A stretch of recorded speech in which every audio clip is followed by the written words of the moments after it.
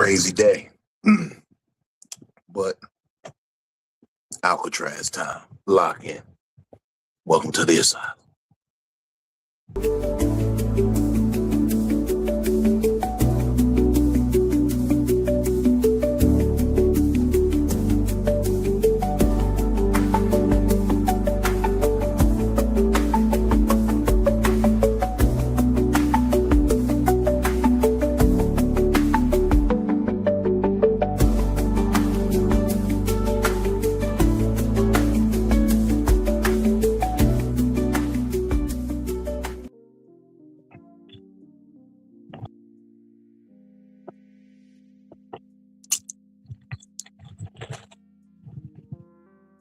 It's probably loud as hell, that sound.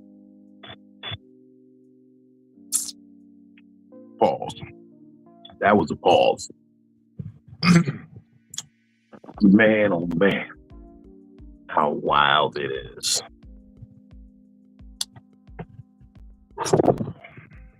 Welcome. Welcome to the show. My name is Big Vino. And y'all made it to discount therapy this week, known as Psycho-Babble. This crazy little dinghy that we got.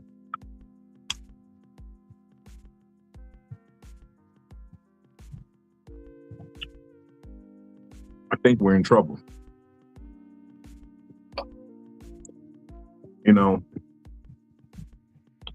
I had a thought today.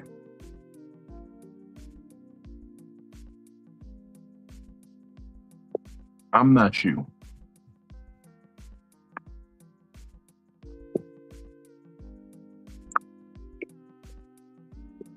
It was that simple. I'm not you.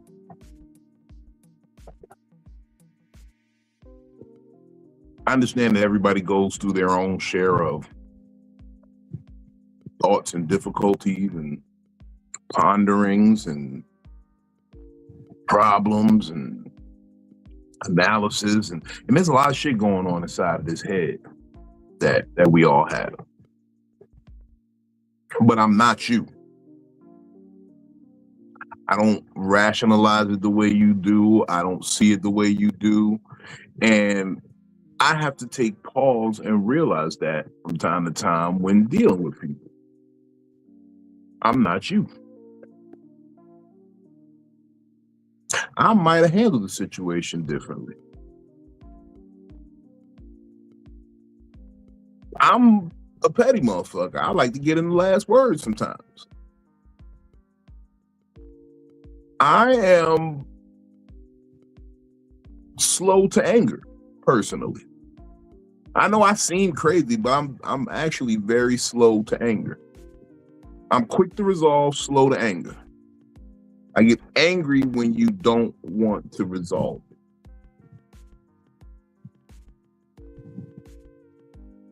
But I'm not you. You see, you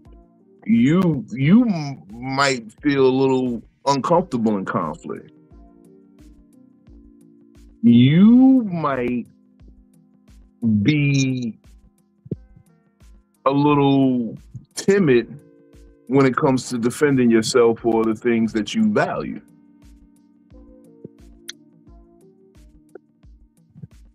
You might be misinformed on different situations. And it's not so bad that you're misinformed, you just don't want to find the right information.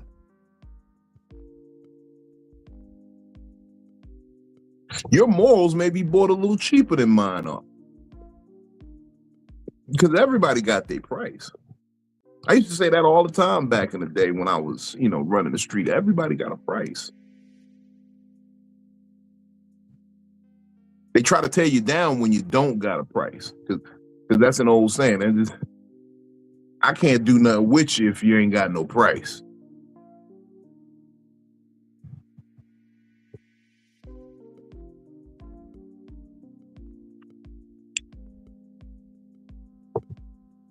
I'm not you.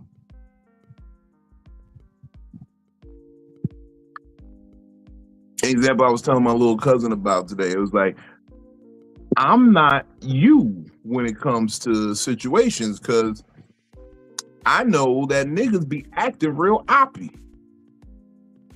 For those of you at home who don't know what oppy mean, that means you're the opposition. You're my enemies. You're the ops. Niggas be acting oppy and don't even know it.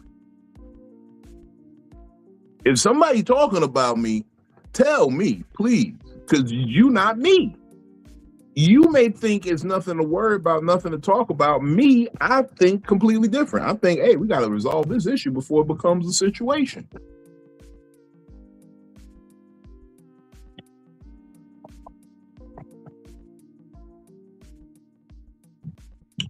I'm not you, man. I can't have people talk about me and just let them walk around thinking it's cool.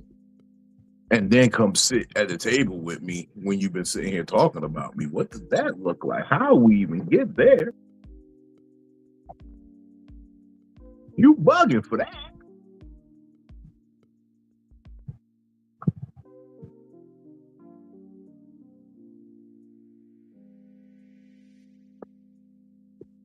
So next time you sitting there thinking, why didn't this motherfucker just do something that you would have did?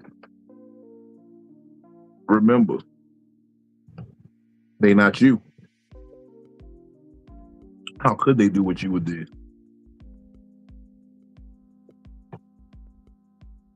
That's a little stupid thought I had. I don't know. Pardon me. I go off on a tangent from time to time.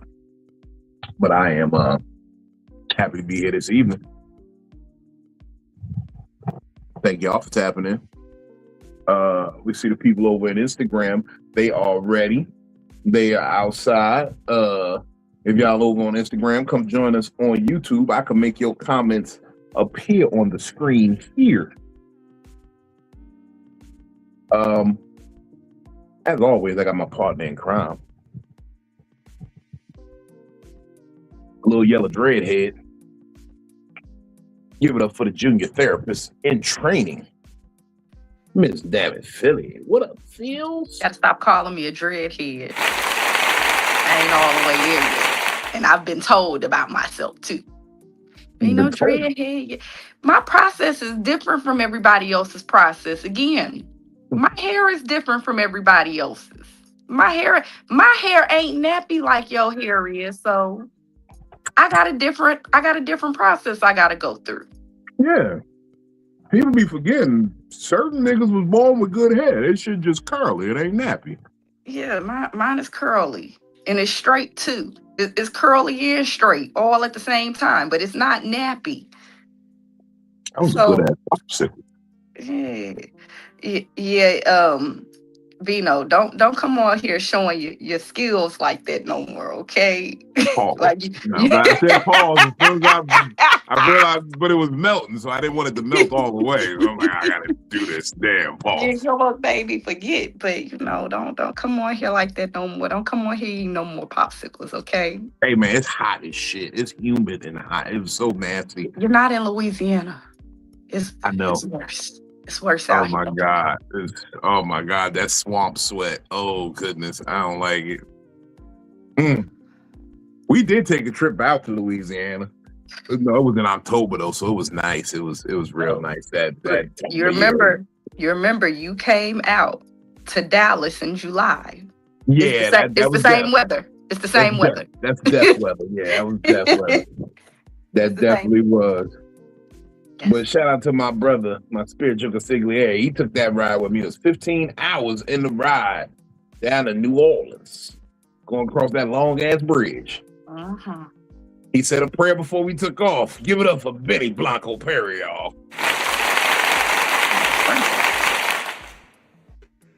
What up, Cotton Company, Joy, everybody. How y'all feeling on this wonderful Wednesday? Man, okay, good. You see, that's how I know you brush your teeth this morning, because niggas who say wonderful Wednesday definitely gotta. They're confident. They have breath confidence. Which is shirt they Philly currently creating Black History? Do that shirt mean you fucking? Currently creating Black History. So that means I'm fucking. That's what the shirt means. I gotta No, get one of them. that's what Black History mean to you. When you create it, I I'm mean, procreating the I'm creating Black History every day. We gotta get a shirt, Brooklyn. We gotta get it. Currently making Puerto Rican Black history. Yeah, we're Hey, gonna get a shirt made. I got a T-shirt maker. I got you. put it on the shirt. I put it on. I put it Let me on the start shirt real putting quick. weird. I'm about to start putting weird shit on shirts. Fuck that. Oh, so you gonna be a weird nigga? Well, I've always been a weird nigga. I'm gonna keep it real with you. That's why I got toys and video games and shit. I'm comfortable in my skin. I ain't gonna call myself weird for that. That's just nerdy. Nerdy, weird. You don't want to get beat up with the nigga that got Spider-Man socks, shirt, and a bandana on. You don't want to get beat up by that guy. That's common now. Man, That's really common now. I It's thought becoming more common. I caught a come up today because I was on my pirate website watching movies, and I thought I found Spider-Man New Day. I was about to call you, brother. I was about I to. want to go see it tomorrow. It come out tomorrow. No, not tomorrow. Come on. It come Hey, out it's Friday. only I was Wednesday. about to hit you with the link. Like, look what I found. Bink. It's Right. only Wednesday. Yeah. It's out there somewhere. It's out there somewhere. Somebody got a copy of that shit. Yeah. Nah, I still be man. thinking I know karate, even though my mom only pays for Hold one on. class. We gotta be cool. The feds is in the building. Feds is in the building.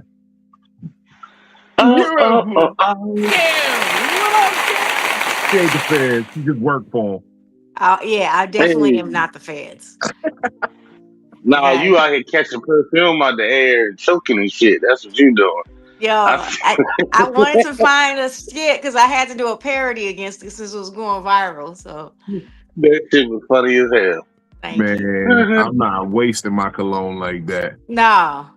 cologne You know that was the not that's not was I used the least favorite Yeah. to do that. Yeah. You gotta use a Bath and Body Works fragrance for that. You don't use your good shit. Good shit. No. No. I better get a clear bottle with some water in it. Fuck that. I ain't even gonna waste the bad shit. Man, why y'all ain't tell me LA ain't had no goddamn parking? Oh, I thought you knew that. It was atrocious. The road, the parking lot. Oh. Yeah, it was so bad. You be Ubering around in LA for real. You just park your car and use an Uber or Waymo. Yeah, there you go. You don't try to drive around.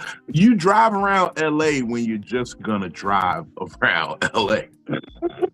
I do have a question now though. How do y'all put on y'all fragrances? Because I make sure I'm still like a little moist. A little moist, yes. And then I put my lotion on and then I spray on like arm, leg, and then stomach. I have really sensitive skin, so I only just put it on my wrist and then like that. But I do put my lotion on while my skin's kind of still down. Yeah. Okay, so I go wet. I'm still wet. I put on spray, and then I do this. Then you let it rub on your body a little bit. And then I put my moisturizer on, whether it's shea butter or coconut oil. No, I put my coconut oil. I put my moisturizer on first. Now I want it while my pores is open. I want the smell to seep into my pores. See, when you're still wet, the pores are still open, so it accepts your fragrance better. Me and Kels is light skin. That's what she's talking about. So I be moist. I don't be wet, but I definitely be moist. LSC, light skin coalition. Moist. Moist is the appropriate word. I pat dry, and then most of the time I air dry. I just walk out the shower, just get the excess water, but then I'm air drying, and then that's while I apply. Yeah. I ain't had nobody tell me I was thinking my skin got to be completely dry before I put sunscreen on, though, because I'll break out. I don't know what it is. It's something in the sunscreen. If my face is still wet, I will break out. It's the weirdest thing. I don't put on sunscreen anymore. I just put on coconut oil. I have to because of the hyperpigmentation. So I have hyperpigmentation too, but ever since I stopped using sunscreen and just started using coconut oil, yeah. Hold on, It Benny. I'm about to protects your get him an skin. advantage for a second. We're gonna shore up their light skin coalition. He looked very interested in the background. What up, Sauce got jokes? He like, hold on, y'all niggas talking skin pigmentations? Light. Award-winning sauce jokes. What up? Award Yeah. What's winning, yeah, happening? that's right. Award winning Sauce got jokes. Yeah, you better believe it. That nigga looked like Two-time. he looked like the nigga that came back to the church and gave back, did like a scholarship when he was dressed for winning that award. What is that? That's the award he won. Tell the good folks, Sauce, your award. Southern Plug Comedian of the Year. That's me. Congratulations. Congrats. Southern Plug. What is Southern Plug? They not So it's the a plugs are hip-hop not in his magazine. hair. They not in his hair. So it's a hip hop magazine. Okay. Yeah, and they cover like underground hip hop from like the Carolinas mostly. Dope. Congratulations. You know, My boy out Thank you, here appreciate you. making a way.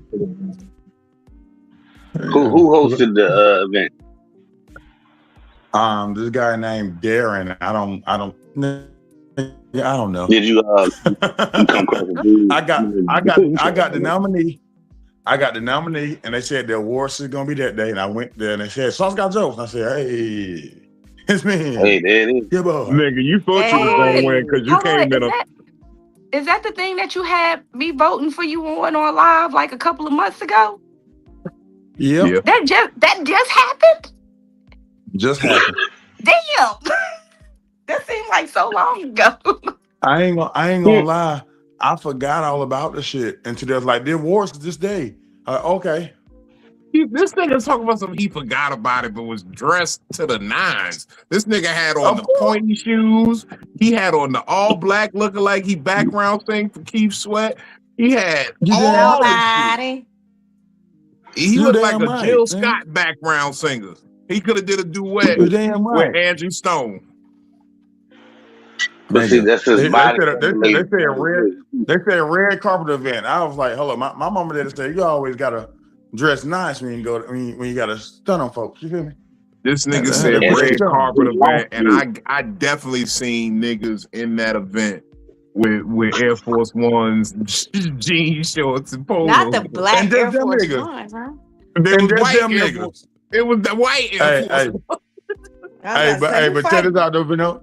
Hey, check this out though, Vino. Ain't now one of them jean wearing niggas won shit. And he said, I know. He said, I'm dressing for the awards I want, not the awards I'm getting. He said, this is my Emmy, nigga. This is my BET award. Hey, look. I know it's like a small indie award, but it's gonna look good on a resume. That motherfuckers don't know. Yeah, they gonna see it. And look, it's something on the mantle, nigga. I got a bunch of trophies on my mantle right now. They from bullshit. I put them up there. Still playing second round winner for stand up is Miller time, even though we didn't participate. But I made it to the second round until they took us out. Think I don't claim that shit? Look, hey, might as well. 1983 Gerber, cutest baby, second place. Nigga, tell me something.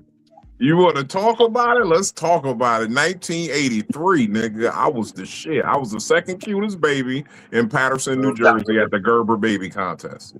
Damn, who was the first cutest baby? Damn, they got your ass. I don't know. I'm hoping it was a girl. I didn't get to ask, before. Yeah. That was one of the questions I probably should have asked my mother before she passed. Because you can look it up, though. You should be able to look it up. They're gonna be somebody named Keisha. It might be because it was a lot of cute little light skinned babies born in 1983. There are no baby Keishas. I know. Hey, look, but here's the thing, though. I've never seen a baby Keisha. Only grown Keishas. But check this out, though, Kel.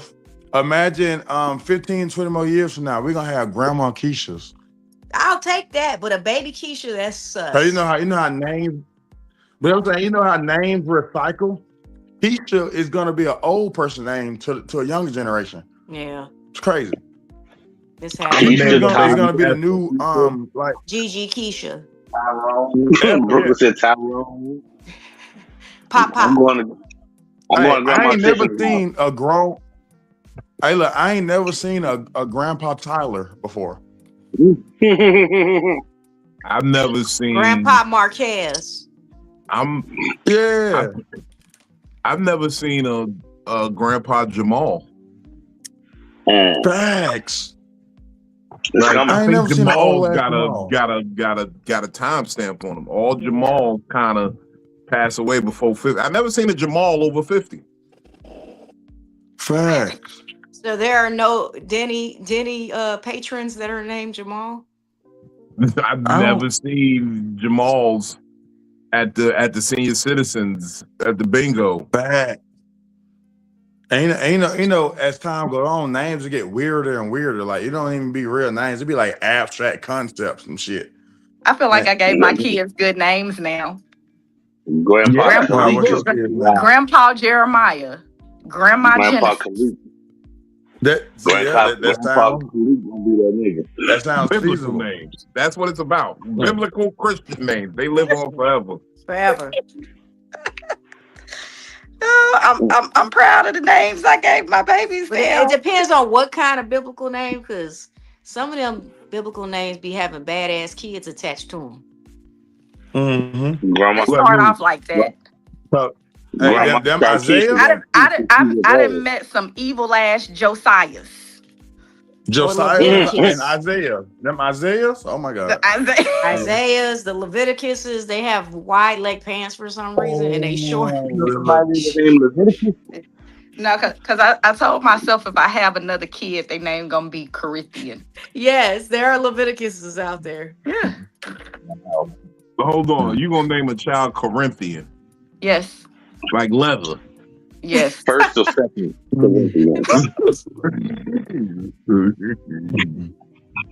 I don't know why. My son's name is Joshua, so that's a good name. I feel like it can go like both ways for a Most girl. I Joshua mean, you could shorten it up. Like you can make it cool. Call Corey. Corey. Yeah, Corey. exactly. Corey could work. It'd be like, what's Hey, your story? Corinthians. But that's weird Without the S. Corinthians. because it always be a weird ass situation when you find out a nigga real name. Like you ever find one time I found out my man real name getting arrested.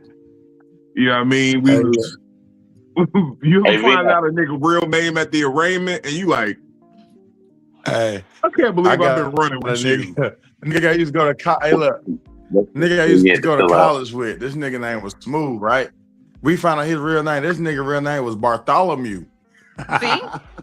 See? And that's an old name. It's like no, because at first, like once I had Jeremiah, I was like, I don't want to have no girls, so I just thought of all of the Bible names. So I was like Hezekiah, Zechariah. Like I thought I was gonna do that. Malachi. Yeah. No, I never liked Malachi. I don't know why. That wasn't one of the names, but it was Zechariah and Hezekiah. So that's what I thought that I was gonna do, but now I don't even do that. After I had my daughter, and I was looking through Bible women names, and I was like, Ruth. Her name. My next Ruth. Mary. I know a baby Ruth. Them all grandma names. Them is second generation. I know an infant. Revelation. That's Ruth. You said what?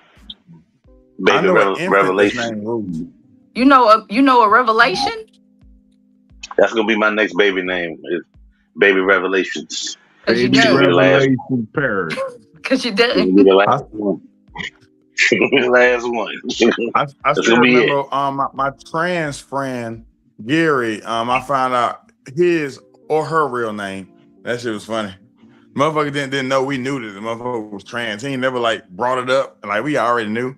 But you know how when you go order some food and you swipe the card and it'll take the name off the card and put it on the big screen? Yep. Motherfucker swipe the card and they're order up for Amber. And this nigga gonna look around. Like he don't fucking know. Nigga, yeah, that's you, Amber. Go get your fucking food. Amber. Amber. My girl ordered this for me.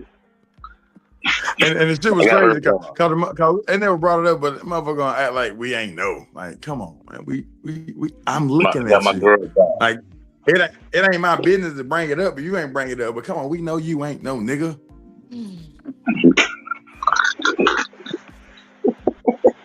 Got my girl card today, man. I think Make sure I call. now y'all got me thinking. Like I want to name him like Ecclesiastes or something. Like Whoa, damn. what the fuck? The fuck? Oh, you just trying to You put want some this shit nigga in to the get game picked now. on? Why not? That's all you trying to do. You trying to raise a little person Try- who Then they gonna have to fight. yeah, Then they gonna you have to just be able to raising fight. bully With a baby. They name gon' like but that, they he get. but look, they gonna call his nickname gonna be Easy E though. Like chill. Are we sure that's what his name's gonna be? Hey, that's what I'm gonna call him. You see, because you could motherfucking nickname people and pre-plan for a nickname all you want, but your name is given to you by your peers. Easy Yeah, then they gonna Ecclesi. call him Junebug. I'm call him Junebug. Don't do that. Hey, no, don't do that. We from the South. You know a bunch That's of the most- June bugs, okay? A bunch of That's the most Junebug. I man. know a nigga named Junie, but his real name Roderick. So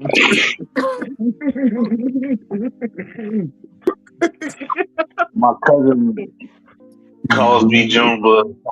You know we called you that. I'm like, you're the only one in the family that calls me that. Nobody calls me fucking Junebug. That's what that nigga trying to make it shit.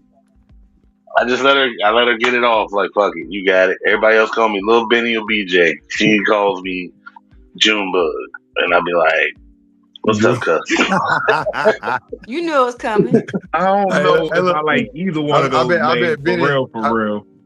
I don't know if I like Lil Hey, Benny or BJ. Either one of those Yeah, is kind of problematic to me right now. yeah, I don't like Lil Like Benny. Benny. Like Lil Benny worked when you was a kid or like a Kid. young man, but now you full grown man. It should be nothing little in your Like name. they can call you LB, but look like actually saying Lil Benny. No, you can't Lil call Benny me. is I'm crazy. grown.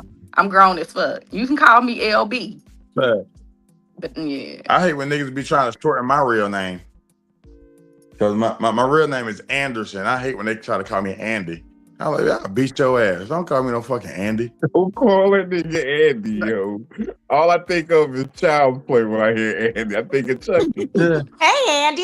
Hey, Andy, have you Yeah, first that time shit you crazy. Are you ready to play? I went to Toy Story. I was about to ask him where Woody and Buzz Yeah. Lightyear Andy was. Like, coming. So the thing I don't like about Andy, because that ending Y, it sounds weak, like it sounds pussy. You know what I'm saying? Like I like my name. My name is nice, strong Anderson. It's nice, strong, but Andy, like I sound like damn. that's it. In defense of the people that called you Andy, and you thought it felt or sounded weak. You did used to wear a bonnet. I don't give a fuck. I'll slap a nigga in that bun. I thought you was a stud. Okay, so I know. you know, Yeah, just in defense of the Andy. and the last nigga that thought I was sweet, goddamn, his ass was knocked the fuck out too. But I ain't knock him. I'm proud of. I ain't Oh, knock him. never mind. Yeah. God, you took my. I ain't I'm proud of. knock him. Nah, it sounded good, but I was like, nah, that's not true. I put hands on him, but that's not true. He's not knocked out. Damn, you took my. I'm proud of You you. put moment. hands on him, but you didn't knock him out. Did you at least hurt him? Did you draw blood? Did you? Yeah, that nigga walked away. Then I left. I know. I was like, other nigga about to go get a gun. Andy Epperson was the toughest white boy I never came across in my life. So all Andys ain't weak. No, they This not. boy- I just don't. It just don't sound appealing, you know.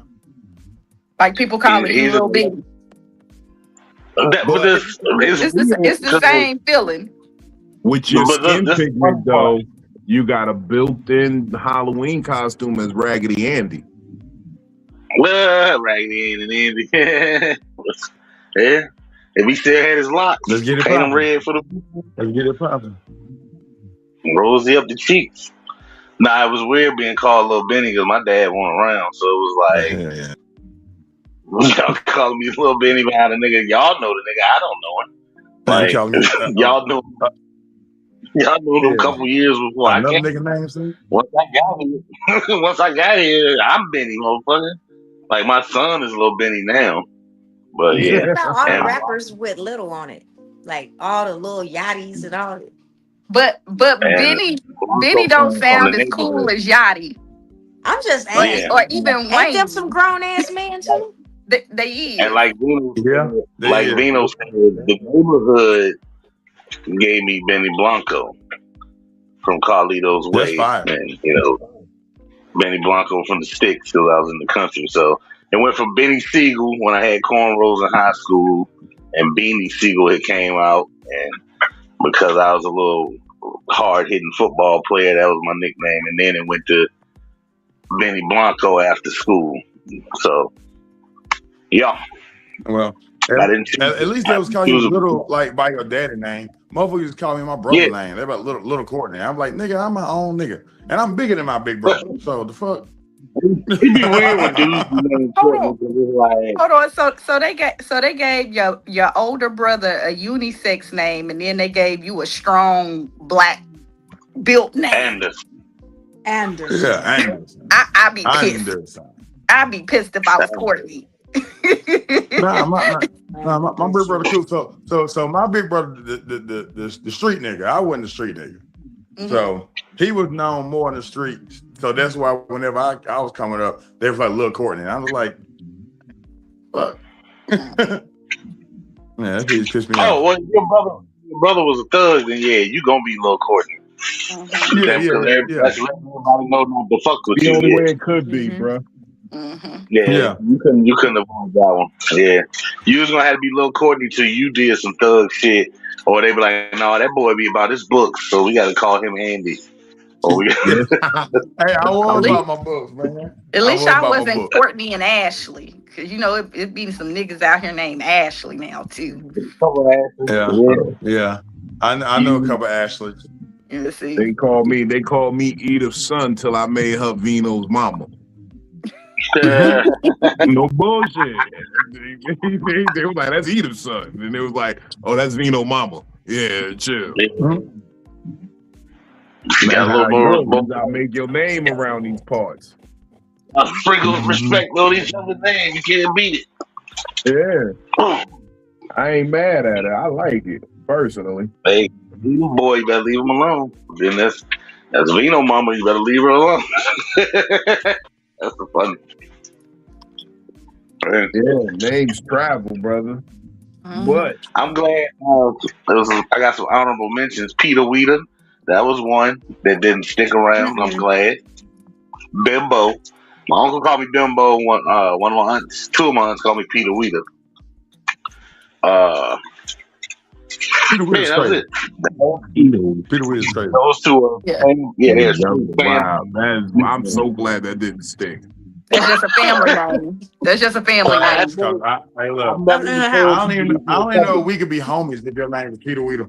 I don't even y'all the first group of people I've even told this shit that ain't family members. Telling everybody about for the first time. You're right. I'm grown. I dare you call me Peter Weeder now. Somebody might try to test you. My Uncle Lulu be like, Bimbo. I think it's happening. I think I'm gonna question niggas' manhood if they call you Peter Weeder. I'm like, what you trying to say to my dog? What do you mean, Peter Weeder? My best friend named Willie. His nickname Pete. I've never called a nigga that. I'm not gonna call him Pete, sir. That's all. That's all. It's a little. But that's his actual name. But his nickname Pete is because of his dick size. So it's like, nah, nigga, I'll stick with Willie. I really don't want to call you either. But it be situations like yours where you might be named after your daddy, and there'll be Big Willie and Lil Willie. And that just be a fucked up situation. Problematic. I don't call nobody Willie. Call him William, like Jay-Z said. You're William. But his name don't be. They names don't be William. Like when they go by Willie, they names don't be William. I don't care. Your name William as far as I'm concerned. No, you just gotta call him Will. What you call him, Willard? Nah, I be hating how white people be changing their nicknames because they'll call a William Bill. I'm like, how the fuck? Yeah, Richard Dick. Yeah. Or if his name is Bobby, they'll call him Rob. Yeah. Richard. Richard is Dick. Robert I and Bob. never Which is understood crazy. that one. What the fuck? I never understood Richard and why Richard was Dick. Well, I my don't- grandfather Shit, I was ain't understand none of them. Italian, and they Shit called him down. Bob. His name was Robert. Yeah, Bob's B. Roberts. I don't understand it. I don't even understand how they get the nickname Jack. From what? I don't know. I don't even know what they get it from. Maybe Yeah. they name don't I know include Jack. Jack. Jackson. Yeah. Jack and Jackson, yeah. Mm-hmm. That's one of the only way to get His that name one. is Jackson Nicholas. Man, they got That's so two last many names. Kobe I don't baby. trust it no more. I would talked say, to well, some. mine is technically 3 last names. What's your Well, name? Anderson. My first, middle, and last. My first, middle, and last is technically all last names. My name Go is say- Anderson Lewis Nance. No, see, no, you're not bad. I just talked to the other day. It's funny. I just talked to a William Williams.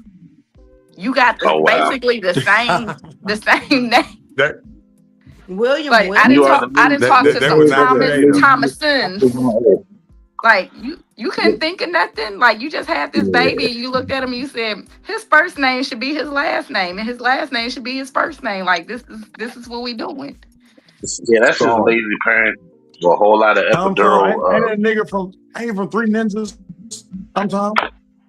Tum yeah. Oh, Tom? Yeah. Rocky. Tum. Mm-hmm. I can't I love Three stand Ninjas. when I talk to people like that though. Like your first name and your last name is the same thing. They just added 1 or 2 extra letters to it. The son or just the S. Yeah.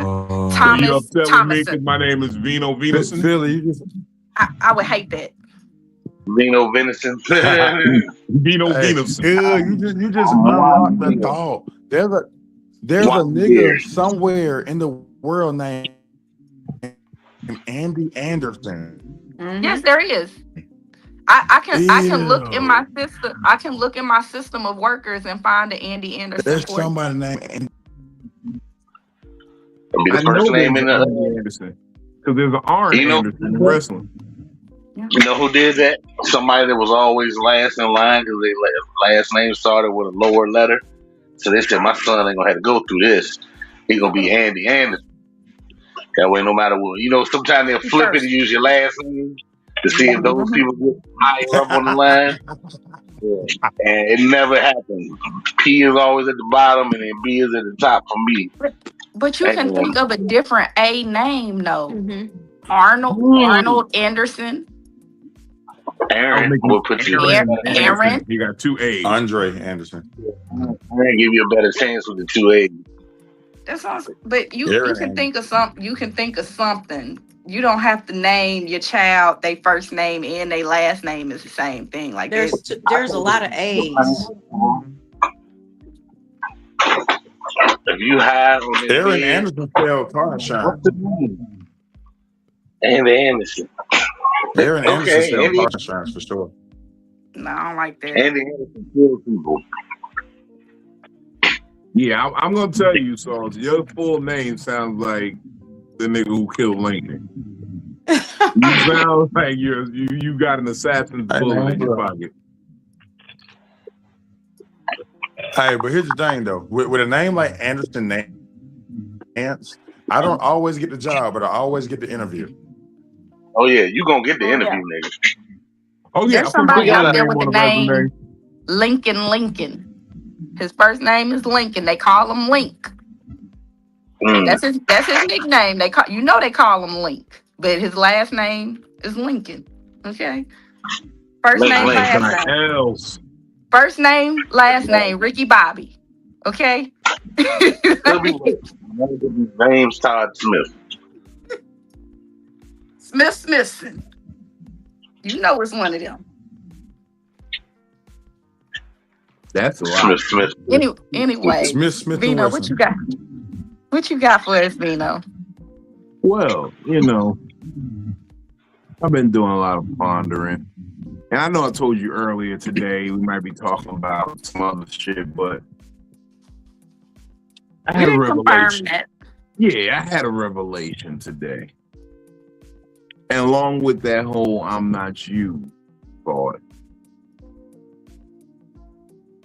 I started thinking about life in general and how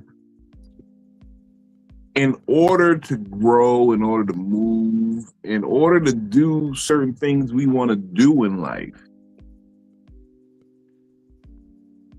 there's a trade-off.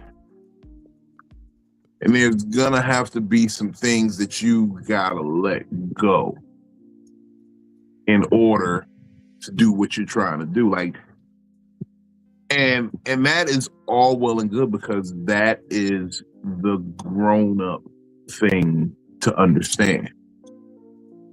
And I feel like a lot of times we get caught in very childish notions of thinking we can have our cake and eat it too. We can have everything. Why can't we?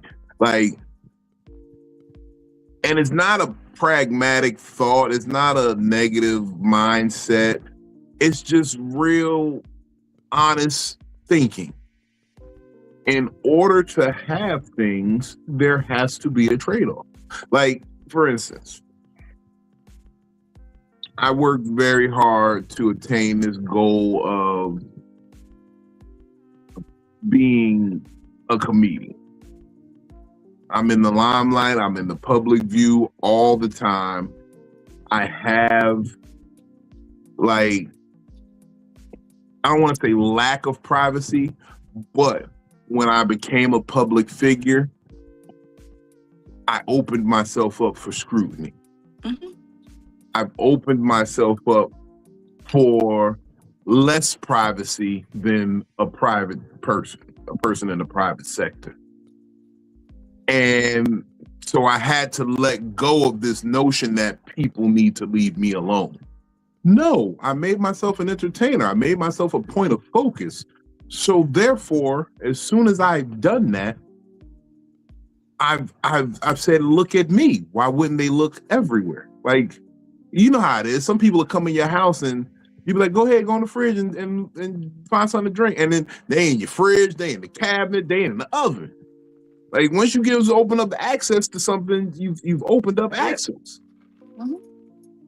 And I see it a lot. Like, me and you commented on it all the time, Phil. Like, how you trying to be a public figure and your page on private?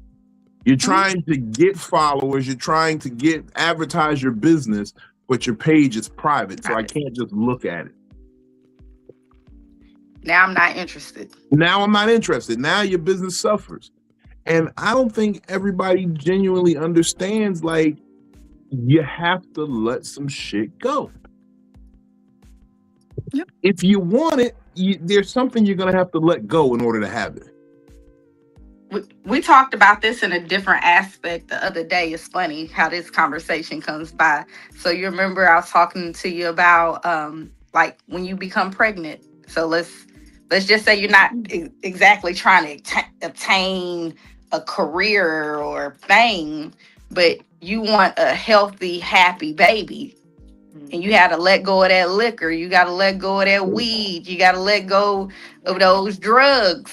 Whatever it is that you're doing, because you want to make sure that you bring a happy, healthy baby into the world. Mm-hmm. Yeah. So no, there's always a trade-off with something, and it might a trade-off might not look like what you would naturally call a trade-off, because you're just thinking, no, like, this is what I'm going through, so this is what I have to do. No, you're trading something to make sure that something else is going to be successful. Mm-hmm. Like, I started to come to the conclusion, if I want a woman worth keeping, I got to let go of some things in what I want in a woman. Oh. Yeah. That's the big toe thing. You talking about the toe thing? It ain't even a toe thing. Oh, okay. It's like, If I want to have a good woman, I gotta let go of good sex. You've been saying that for a minute too. Yeah, I gotta let go of good. Like the prudes are the good women. The prudes are the women that want to be home and just make a house and be happy with when you're doing nice shit and just being an upstanding gentleman. Any bitch that want good dick, she's trifling. Sauce don't never have good service, but I could tell that he don't agree. Are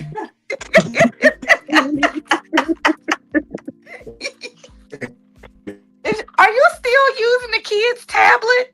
Get on your phone, nigga. No, I'm on my phone. But it's not that I don't disagree. It's just that I ain't mature enough to accept that fact. Not yet. Yeah, you know, because I've been leaning on this quote that I heard, and it's just eating at me. So I lean to it all the time, and it's like, okay, when you think about your problem, right? A problem has a solution, but if there's a problem and it doesn't have a solution, then it's just the reality that you have to come to grips with. So now I got a question. Is there an in-between, like she got cool sex and she's an alright woman then, and you can deal with that? You gotta have sex that doesn't move your spirit at all. You gotta have sex that's just a function of, I need this release and I have to fulfill my marital duties. This can't be no like pleasurable, let's be freak nasty, wake up in a puddle sex. No, we can't have that. Because and I hate to say it like this, but from what I'm seeing is that when the sex get too good for a woman, that's all she wants. She don't want none of like the nasty shit that she like to do. She don't really do for the nigga that she's raising children with. It's always, you think about it, when they always talk about the good times that they used to have before their husband. Before I used to have a wild time. Like it's always a glimmer in their eye of what they used to have and the fun they used to have before they was that nigga they married to never seen none of that nasty wild shit. Because the baby be too young and they still be busting through doors and shit. They don't understand you gotta knock before you come in. Mm-hmm. I think like the older my children have gotten, and they know like you don't come in here. You don't just bust your ass. Yeah. I think that sex has gotten better as my children have gotten older. Like I know I've been through that stage of, nah, we can't do all of that because the babies is here. Mm-hmm. I got kids. Okay. But okay, so don't do that. This is in reference to what I'm saying. No, it is. Listen. This is what I'm saying though. Because this is a question first. Before you get there, let me give you my retort. Where's your husband? I don't have a husband anymore. Exactly. You're having great sex and you don't have a husband. Yep. Now that my kids are older. Mm-hmm. You're missing my point. You're missing the point I'm making. I'm not. I promise you, I'm not. Turn your phone off. What the hell is going on in your background? Turn your phone, nigga. It's not that I'm having great sex now that I'm older. My kids are older, and so I can move a lot more freely than I could then. I've also learned some more things now as far as like just growing up and being older. Those are things that maybe I could have learned while I was married, but we didn't have that, that opportunity is never going to come. It's never going to go. It's where it's at. I hear what you're saying there. I'm opposite with that. And you can get more buck wild with the babies because they don't know. You just tell them the TV was loud and it was the movie you was watching. I don't like that. The older ones know what the body parts is for, and they hear certain noises and like, oh, I was in there doing it. Nah. No, they be gone, no. They be gone, no. The older when they kids gone, don't be there. Yeah, they be out and about, but at night, most of the time, they home. and they be acting like they sleep in their room and they ain't. So you kind of gotta. Now with a baby, you can just. That was the TV. That was the scene in the movie you ain't old enough to watch yet. But they saying our names in this movie. But the babies know you as mommy and daddy. The babies don't know your name Earl. You Lisa. But when the teenagers hear, oh Earl, do it to me. They know your mama talking about your daddy. It's traumatizing. Traumatized And I believe it. forever. I'm still traumatized. I am too. I heard my mother getting bust down by a Jamaican nigga before. Nigga. My stepdad walked off that hallway, butt ass naked. We want butt ass nigga at the blue robe on, but he ain't tied the shit up. I'm coming out the bathroom, he coming out the room, woo, woo, woo, woo, singing and humming to herself. I look in the room, my mom just sprawled out. I was like, well, damn. Went to my room, slammed my door. Why y'all wait till I leave? I ain't gonna even hold you. I didn't even get mad because the nigga made an awesome soup. I ain't get mad. I was a little sad when he got deported. I was a little sad. I ain't gonna even hold you. The nigga, You know what? got deported. No, because I had to talk with her. I was like, I heard you give a dick to my mama, but as long as you keep her happy, we ain't got no problem. You keep her happy, that means she ain't focused on me. You know what, Caliban? That's some good ass soup, man. I'm gonna need the problem I had was that Jamaicans, they call it cock soup. They call chicken soup cock soup. And I don't like calling it cock soup. It's chicken soup, nigga. I don't care if it was a male chicken or a female chicken. It's chicken soup. You put the little spinner dumplings in it, man. That shit used to hit, boy. See, baby ain't gonna remember all that. Yeah, baby ain't gonna remember you coming into the motherfucking Donovan Barrington Levy playing some other shit. Could you be loved? And you just got to. Did I tell you I recently had a girl's son see me come out his mama room at 6 a.m. Hey, he was like, moving up punk. Huh? Nah, he looked at me, I looked at him, and he ran into his room. And I went back to her, I said, hey, yo, baby up. And I just walked out of the house. Traumatized. But then I thought about it. No. His thing though, I thought about it. He did that too smooth. Like his reaction was already like he done that before. So I'm not the first nigga he done seen walk out that room. Yeah, no, he thought it was the other nigga. He thought it was the dude that he liked. One nigga gave me $1 last time. He thought you was him, and he can't. That's not him. Hold on, and then he ran in the room scared. Oh, you didn't have none of them airhead strips for him, okay? Yeah, you ain't had that candy. I ain't have shit for him. Ooh. There ain't no candy for him when you came out the room. You terrible. learn that as you get older, Sauce. Yeah, you gotta keep snacks, you gotta keep a little bullshit in your pocket. You could have had a peppermint. He would have loved you. Exactly. You gotta have some little bullshit in your pocket when you visiting women with children. So you can just be like, hey, little nigga, you need a big lighter, little nigga? Here you go. Wow. Soft little kid. Next time I go over there, I'm like, here you go, little buddy. Here you go. Yeah. See, look. That's a Jolly Rancher. Ooh, that's a Jolly Rancher sucker too. Oh, nigga, you going right there. That's what a Jolly Rancher mother. The two flavors though.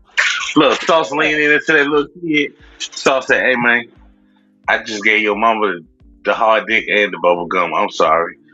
Okay. And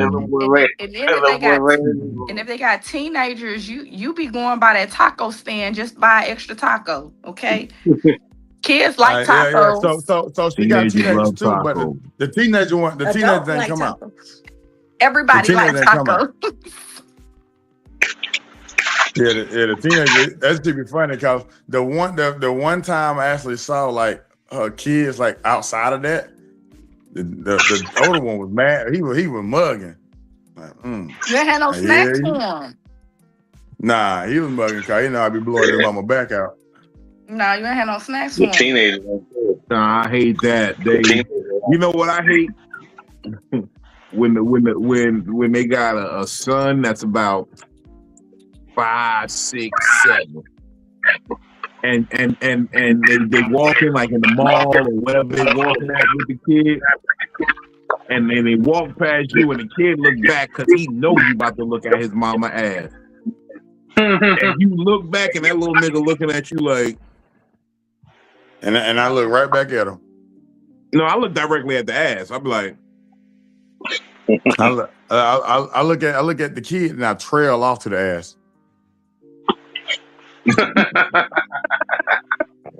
Nigga, you thought? You thought you intimidate me, little nigga? The fuck? Oh man, but nah, it's shit you gotta let go of. Like, I think my point was lost when I say you gotta let go of good sex. Like, I'm not saying that the sex itself can't be good and adventurous. I'm saying that herself is not moved by sex. Because a lot of women say they're not moved by sex, but let a nigga show up with a little dick and they not into it no more. They can't just love that man. No offense, Kels. I'm not trying to. I ain't mean to put your business out there in the streets. Man, look, that's what they'll say. They'll say the sex ain't important, but let them show up with a little dick. Then the sex is everything. Man, look. No, show up with a little dick and show up divorced. Divorced. He went straight to divorce. Wait. Never got married in the first place. Okay, so some people are abstinent until they, and then I don't know if they see it or not, or maybe they didn't have it, but that's a big mistake. So I know the elders be like, don't be shacking up, don't be having sex before you marry. Yes, absolutely. Y'all don't send pictures. Y'all don't send pictures of videos and nothing. You just go in there. I need proof of purchase. No, I'm sorry. Man, no, you might be on something, man. I at least want to might be on see something. Yeah, you get to see it, but what I'm just saying, the fact that I'm pointing out is they'll say the sex ain't important, and that really is a cap. I really need a woman where, like, she ain't broken by the perverse sex that's going on in this world, chasing down all this wild shit. Because I know I'm on some pervert shit. I'll turn you out to some shit and you'll like it, and then now it's like, you ever broke the valve on the water hose and can't turn it off now? That's where it goes. Man, the little chick I'm messing with, we was all good, so I put that wood on her. Not every woman I even have a conversation with. Oh, why that bitch in your face? Yeah. Whoa, wait a minute. They want to know your history. They want to know where you're going, what you're doing now. Because now the sex is taking over. I need a chick who really just like, I just want to raise these kids. And as long as you keep these bills right and you love me properly, we good. I'm starting to learn. That was the biblical way. Because think about it. We was talking about this last episode a little bit. Mm-hmm. He struck down Sodom and Gomorrah, right? But I don't think a God has a problem with prostitutes. Because he let whorehouses live. He let whorehouses. So I think the goal is to get you a nice, prude wife, chick who ain't about all the wild, crazy sex you're trying to have, and then you just go fuck whores and just make sure you take care of your home and don't be, wasting your money on these whores. See, that was back in the day before they had all these STDs. And now they got all these STDs, so that ain't feasible. You can't even be in the whorehouse if you got an STD, though. Yeah, you got to back in the day, whorehouses, like.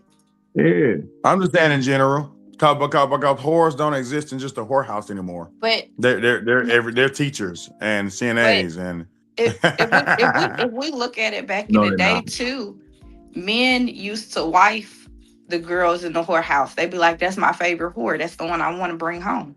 That's the one I want to raise children with. No, they didn't. Yes, they did. No, they left maybe that was in different cultures. They might have knocked up that whore and made sure they kept a little bit on the side so that she could raise the seed, but they never claimed her outright. Mm-hmm. That's why that's like Game of Thrones when all the bastards are named Snow. You know, you took Yep. care of your bastard. You just couldn't give him the honor of your name. Well, RZA did it, and the man They with did what they did that in Bastard children. they did that in House of Dragons. They did that in Bridgerton. They did that in all of the places or whatever. And they wanted to wife their whores. And they did not. If they did not and wife, made a story. and if they did not wife them, it was because of what? Because of the family name. It's not because they didn't want to. They wanted to. Yeah, But they were and going that's to be what you gotta shamed. do. Exactly. This is what I'm on some. I'm on some. Y'all men love whores. No, Mhm. we don't love whores. Sometimes we find a whore with a heart of gold. I love whores. And then the crazy part is, if it's a whore and she's actually a whore, and it's like you have to. It's like allocution. You have to admit that you're a whore. So we don't love whores. We love the women that we love. Hey man, But- hoes be fun though. Whores be fun. Whores be fun. We don't love them though. We don't see us taking care of them. A whore, we can say, "Oh, she do this for everybody." I don't love them. I Look, see, look, look, I look, see let me say this. more Let me say this. whores getting married than good women, like, Cause them niggas dumb. or what I But, feel like I'm are gonna say good this. women. You be hiding this shit. I don't love whores. I don't love whores romantically. Okay. I wanna challenge that notion. You see Yeah. whores being married. Why are you not calling out their whoredom? Because I don't believe the men they marry know that they're whores. They do know that they They do. whores. They're reaping the because benefits. that's a lot of that is, and I be noticing that a lot. A lot of women, yes, they live like whores. Yes, they take perks from some of the whore benefits, but they're not actually whores. They move like whores, but they're not receiving the finance, or they're not doing the work of whores. They're really running a con, if you want to be technical. I think men like the honesty of the whoreness. Y'all like, and I'm not gonna say y'all, men, some men, like the honesty of having that whore that will do anything and tell them the truth. Like, yeah, I'm Because fucking we know up. we don't got to take you they serious like now. y'all. They like the honesty. That's because we don't got to take Ain't no you serious. pressure. at That's that the point. trade, No pressure. Kels. That's the trade-off. She's being honest with me. She's telling me that she's fucking a bunch of niggas. She's telling me that she's fucking for money. She's telling me that she's fucking for some type of profit. I'm cool with that. That's a good, you good And little now whore. I You're gonna don't be gotta my beat around the whore. bush. Mhm. Now Yeah, I don't gotta beat I don't around gotta- the bush in every conversation and make sure Nope. that your mental is intact. Because when I you're got not a some whore, you're paper my for you. woman. Now I gotta do the mental gymnastics to make sure you're okay. But if you're a whore, I ain't okay. But you see, and that's the wild part, because I got chewed out for saying that lie. I said, "Yo, I don't got to treat a whore as good as I treat my girl. No. I don't. I don't have to be nice to a whore. I have money, whore. What are you trying to do? You don't They have give to, but a lot of times y'all do. I don't. I just got told. You remember the Excuse me. conversation we had with G a couple months ago? A lot of men do. And I that's because want me they to I come can with go. that. I can go out with my whore friends, and they know that I'm not. I don't be fucking like that. I don't move like that. My whore is gonna get drink after drink after drink, and I'm just gonna keep on paying for my own drink after drink after drink, if that's what I choose to do. Cause niggas wanna fuck. Yeah, exactly. But those are the same girls that I've seen year after year after year get married. And then get divorced. And they're still married. Are they still whore? Listen, whatever they do after all of that ain't none of my business. Okay, You can't, but I you don't- can't say that with. I don't use be it in this everybody's example. business like that. But you can't say it and use it in this example then like this, because that's very pertinent like information. Are they Why still not? foreign? Y'all like an honest whore. No, we don't. We know that we don't got to be serious about a whore. Now, if your friends were whores and the men that they married never knew they were whores, they never knew like, hey, this bitch be getting down. They Because knew if a they was nigga, tricking it because they had it. no, niggas don't trick because they had it. They trick because you will buy it because you giving it up. It's for sale. It ain't. It ain't tricking if you It ain't got it. tricking if you It's got it. tricking because she's for sale. That's why it's tricking. Because niggas ain't tricking for shits and giggles. Yeah, no, niggas don't trick for shits and giggles. That bitch suck dick, and that's what he paying for. That's why bitches. Isn't that what? And even But if isn't you that what they don't all fuck want that, in the first place? even if Isn't that what they want in the first place? What do you So mean? Is what they want? the Is money, the treatment, the life.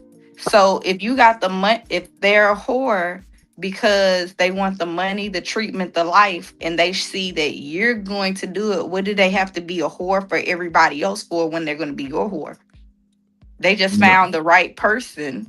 You They see, love and penis. that's the illusion, and that it's the money, the treatment, the life. They love See, penis, and they know that they are whores, so that gives the husband a hall pass. I have a no, I'm trying to be cousin. serious. I'm trying to make a point. Hold on, let me No, just say it I'm like this. being serious Look too. I have a at cousin that was a prostitute, moved all the way to Hawaii, was tricking off, whoring off, met a pastor and married a pastor that's taking care of her. She ain't worked since. man. She's still fucking somebody else though. No, she's not. She's fucking her husband, who She's is a fucking the pastor. pastor because he's probably kind of dirty too. And pastors, when they know she a whore, they could be like, bitch, I'll forget your past if you keep my secrets. Eddie Winslow married Superhead. Eddie Winslow married Superhead. And Superhead said, anytime Lil Wayne called me, I'm on the way. Eddie Winslow had to accept it. Well, she married her Little Wayne. Okay. No. No, I'm talking about my cousin. My cousin married her Lil Wayne. So there's nobody else to call. I guess it can happen, but most of the time it don't go that way. They still be fucking up motherfuckers. And the husband is either oblivious to it or he knows, and that's his hall pass. So whenever he sees something he like, hey, oh, you going to holler at Reggie? Hey, I'm going out of town for the weekend. Do that shit when I ain't around. As a retired side nigga, and they still be fucking. A retired. Hold on, you got you a lady now? They said a retired side nigga. He don't be side nigga no more. Oh, you must have not seen his post lately. I don't want to say it out loud, but I see some wild shit on his post. What'd you see? What you seen on my post? I saw a little dark picture like this. It had some shit on it. You a boo? Hold on, wait, Sauce, you a boo thing now? Huh? You a boo thing now? Ooh. Huh? Yeah. Turn the camera. Turn the camera back on. Sauce. No face, no face. A nigga named Anderson. Who is the Sauce you speak of? Sauce, you are a boo thing now. Look at him blushing. Man, look. Yeah, boo thing. I'm gonna put it this way. It's complicated. I saw one of these on his screen.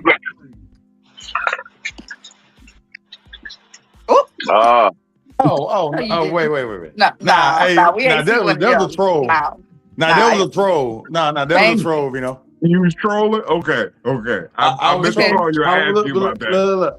I was trolling. However, the chick I'm dealing with, she a troll too. So she puffed her stomach out, and I took a picture with the stomach, and we both on bullshit. But that was a troll. That was a troll. Good job. I was like, okay, that boy. Nah. You know what I said to myself? I said, oh, he about to get real serious about comedy, huh? Nah, it was a troll. Okay. And niggas to this day still think I got a baby on the way. Sauce is a boo thing now. That's crazy. What? See? My I told you boo. it's complicated. It's complicated because I might not be.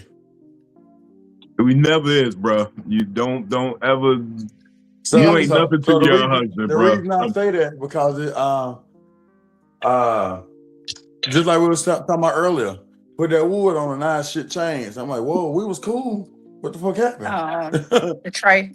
See, you got to talk to her about the trade off. Then got to talk to her about the trade off. Like, look, just because I did this, don't mean that you got to do this. We can go back to being this.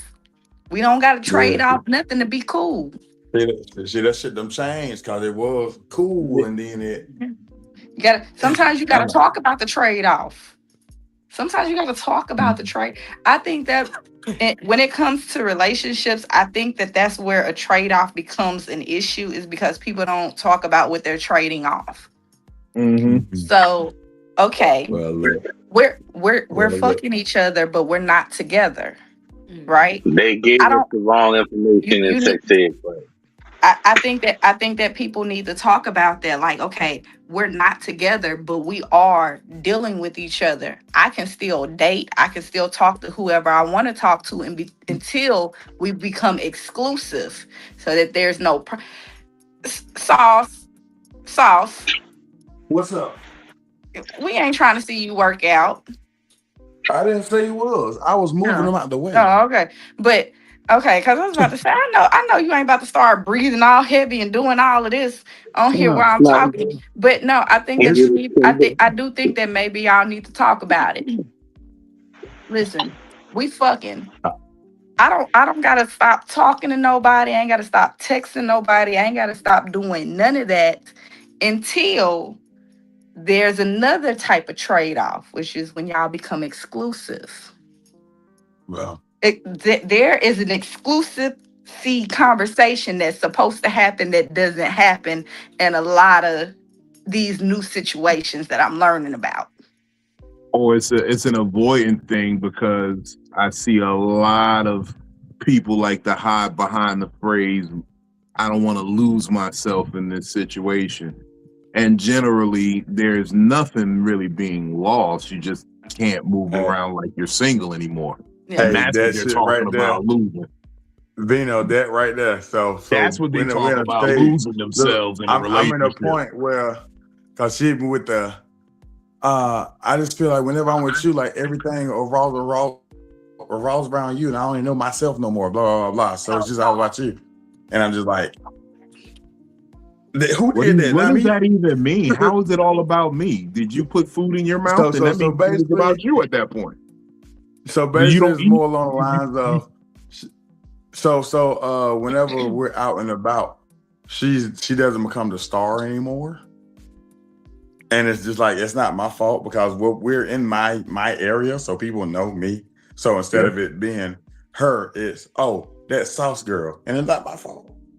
That's just that's what a lot of women go through. They're in secret competition with the man that they're with, and they have a hard time adjusting. Like, I've noticed that women need to be the attention getter in their relationship. Like, and I've always sat with that. Like, I quote Usher all the time. My girl is the baddest thing on me. Mm-hmm. You know what I'm saying? I'm with that. But as I become the man that I'm becoming, I garner attention. I've always been, an eye-catching nigga in the room. So we're going to have that. And if you want to live up to that, then get you a smaller nigga or play a bigger role, bitch. Like, yeah, man, this shit was crazy. She got mad at me for something I thought I was doing a favor for. Because she had got a contact with somebody that I already know, like a big player in the city, right? And so, like, they want to collab because she do entertainment too. And then when I seen that person, I'm like, hey, I think you met my shawty, blah, blah, blah, trying to give her the vouch, She gonna get mad. Yeah, then she got mad at me talking about, oh, and like, why did you even approach them when they already approached me, blah, blah. I'm like, Bear, I'm trying to get you more in the door. Fuck. So. Nah, these women want to compete on every level in that situation, especially in the entertainment field. It's like in the entertainment field, Sauce, you got to remember these women are broke in entertainment. These women are broken in entertainment. Okay, there's very little space for rational thought right here. Kales, you're in entertainment, and I know that your husband's not in entertainment, right? He's in the NCAA. He's a referee on the side. Okay, but y'all are not in the same form of entertainment. No, then. it's a different type, but he's in sports. So is there anything that you can add to this as far as women who are dating men that might be in the same field as them or something similar? So thank God I've never had to date anybody that was a comedian. Thank God. No offense, y'all, but First of all, dating comedy bitches is hard no, too. let her finish her Let me point. finish. So, but I support like what he has going on. If he has like a away game that I can make it to, I'll go. You know what I'm saying? He'll pull up for shows, but I understand what Vino's saying about the women being competitive because they're competitive with other women. They're competitive with other men, so it doesn't make their significant other any different. Right? So what she wanted was sauce. She wanted that vouch to come from her and her only. She wanted that to go off by her name and her name only. And that's where you were trying to do right. But sometimes we want our name to carry for what it is and not know that somebody hooked us up. And that be the hard part because everybody's in my mind, I want to hook up. You want her to win just like you. Like, yeah, know what I mean? Like it's only the Aries thing to do, brother. I salute you. I'm with you. I completely understand you, but I'm telling you from experience, you fucked up. Like the road to good intent or the road to hell is paved with good intentions. You had a good intention and you ended up in hell behind it. Because you tried to do right. You tried to do what was good. Trust me, I've been in that boat. Supporting bitches. And that's why I said it's complicated. I done paid for merchandise for bitches. I done paid bitches rent, and I was the bad guy for helping pay the rent. Man, look, I was the bad guy for helping for stopping your eviction, bitch. Like, come on. But the only place I feel normal, like where I don't have pressure to be on stage or do all this other stuff, where I don't be thinking about it, is when I'm at his games because he's the star there. The athletes are the star, but he's like the people that's making the calls. So yeah, it's a different dynamic. It's a different dynamic. I think that's what it is. Right. But that's his world. Yeah, because thing is we kind of in the same world. She dabble in comedy, but she ain't no comedian. And so like anytime we're on the scene, it's my scene where I'm at. So she don't got her own scene where that's why she's the it. Yeah. But I'm just like, that ain't my fault. I have a question then. Has she put you onto somebody big?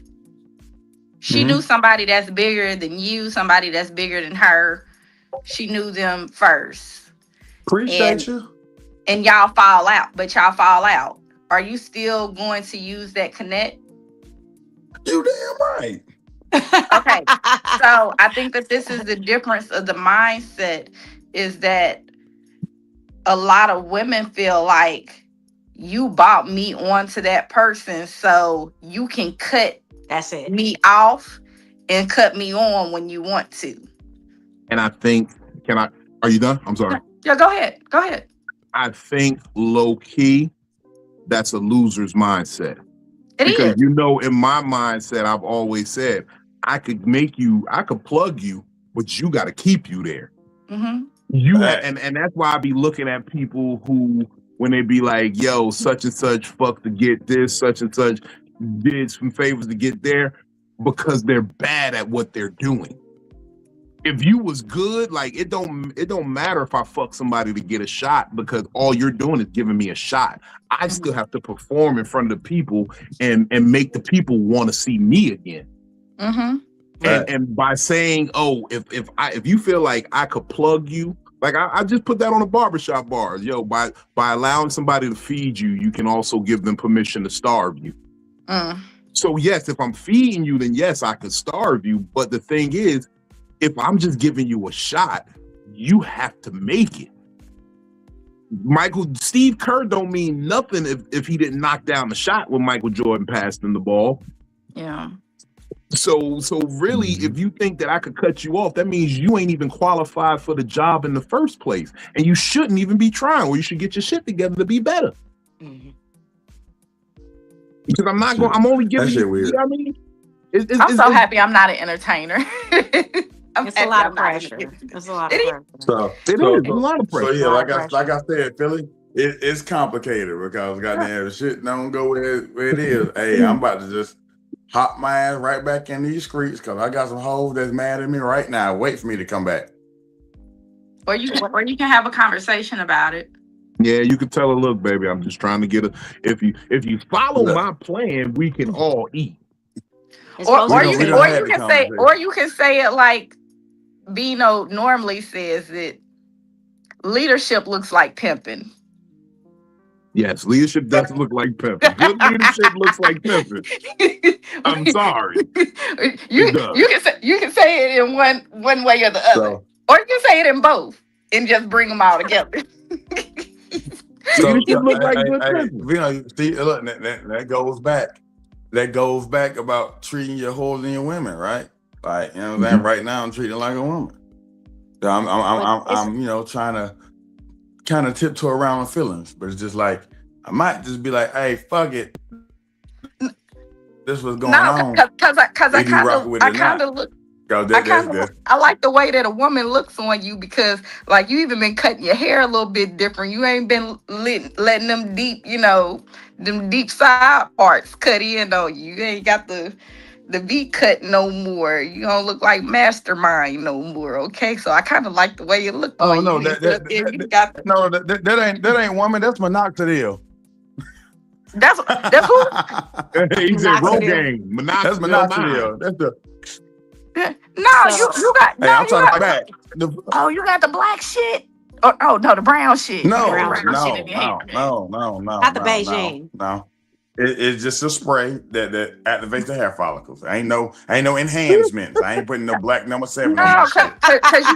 Cause you almost have like the old. Sound like the what they used to call it. They used to call it a frohawk.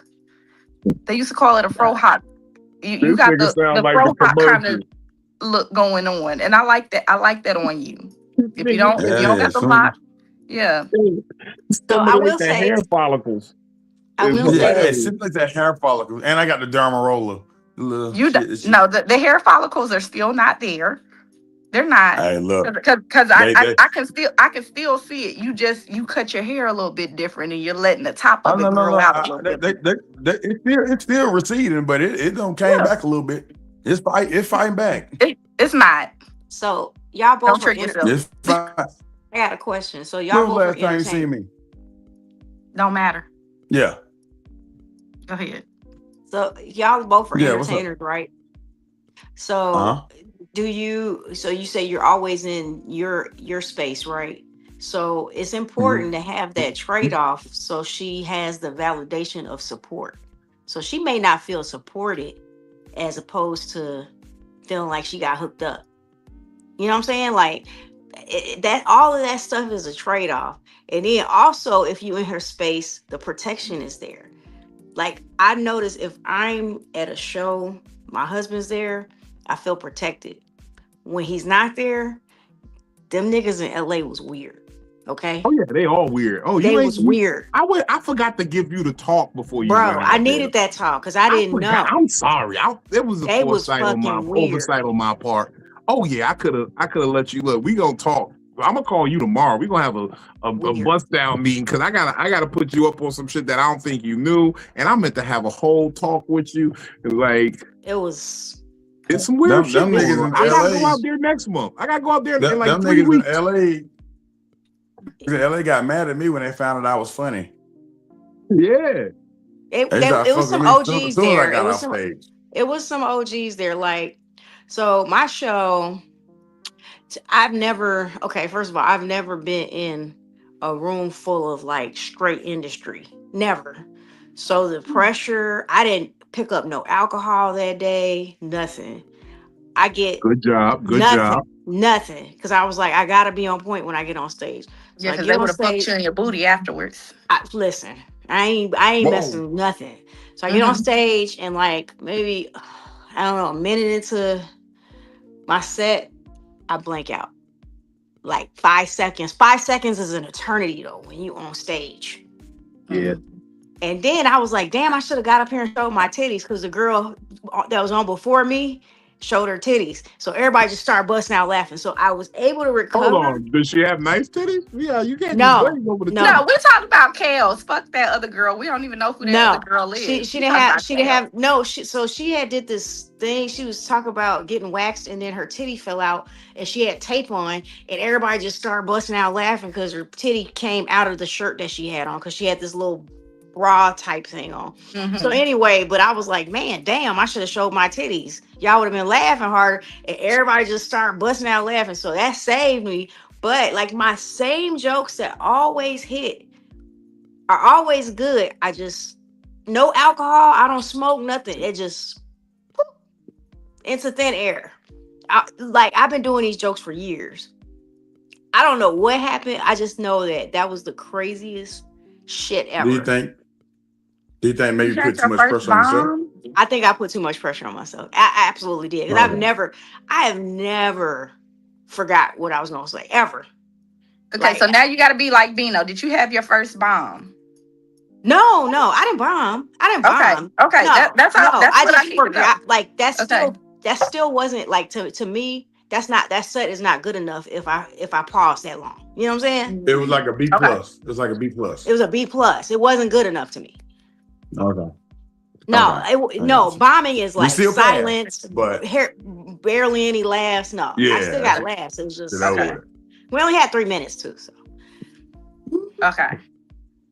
That bomb makes you feel small. Bino's grabbing his head. Yeah, the bomb make you feel small. But I would have cried if I didn't get no laughs. But I got laughs. So nah, I'm just reflecting. I want to say it so bad, but I feel like I'm gonna start some shit if I say this. What? Should I let it go? About hold on. Are you about to talk about women comedians? No. It's not about women comedians. Okay. No. What is the topic on here? I'm gonna say we have some similarities because I bombed, somebody was in attendance and you didn't do so well and somebody was in attendance. Maybe that person's a bad luck. No.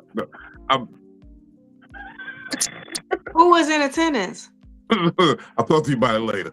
Okay. Got it.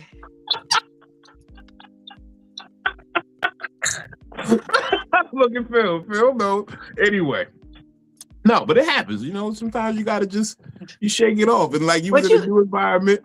You was in LA. It was, oh my God. It was New York, I'm like killing. It did. Yeah, but New York and LA are two different things. People my God. LA, it was so many people in there. It was so many people in there. Each spot around the country is a different dynamic. Like New York is one thing, LA is one thing, Chicago's one thing, Atlanta's a different thing.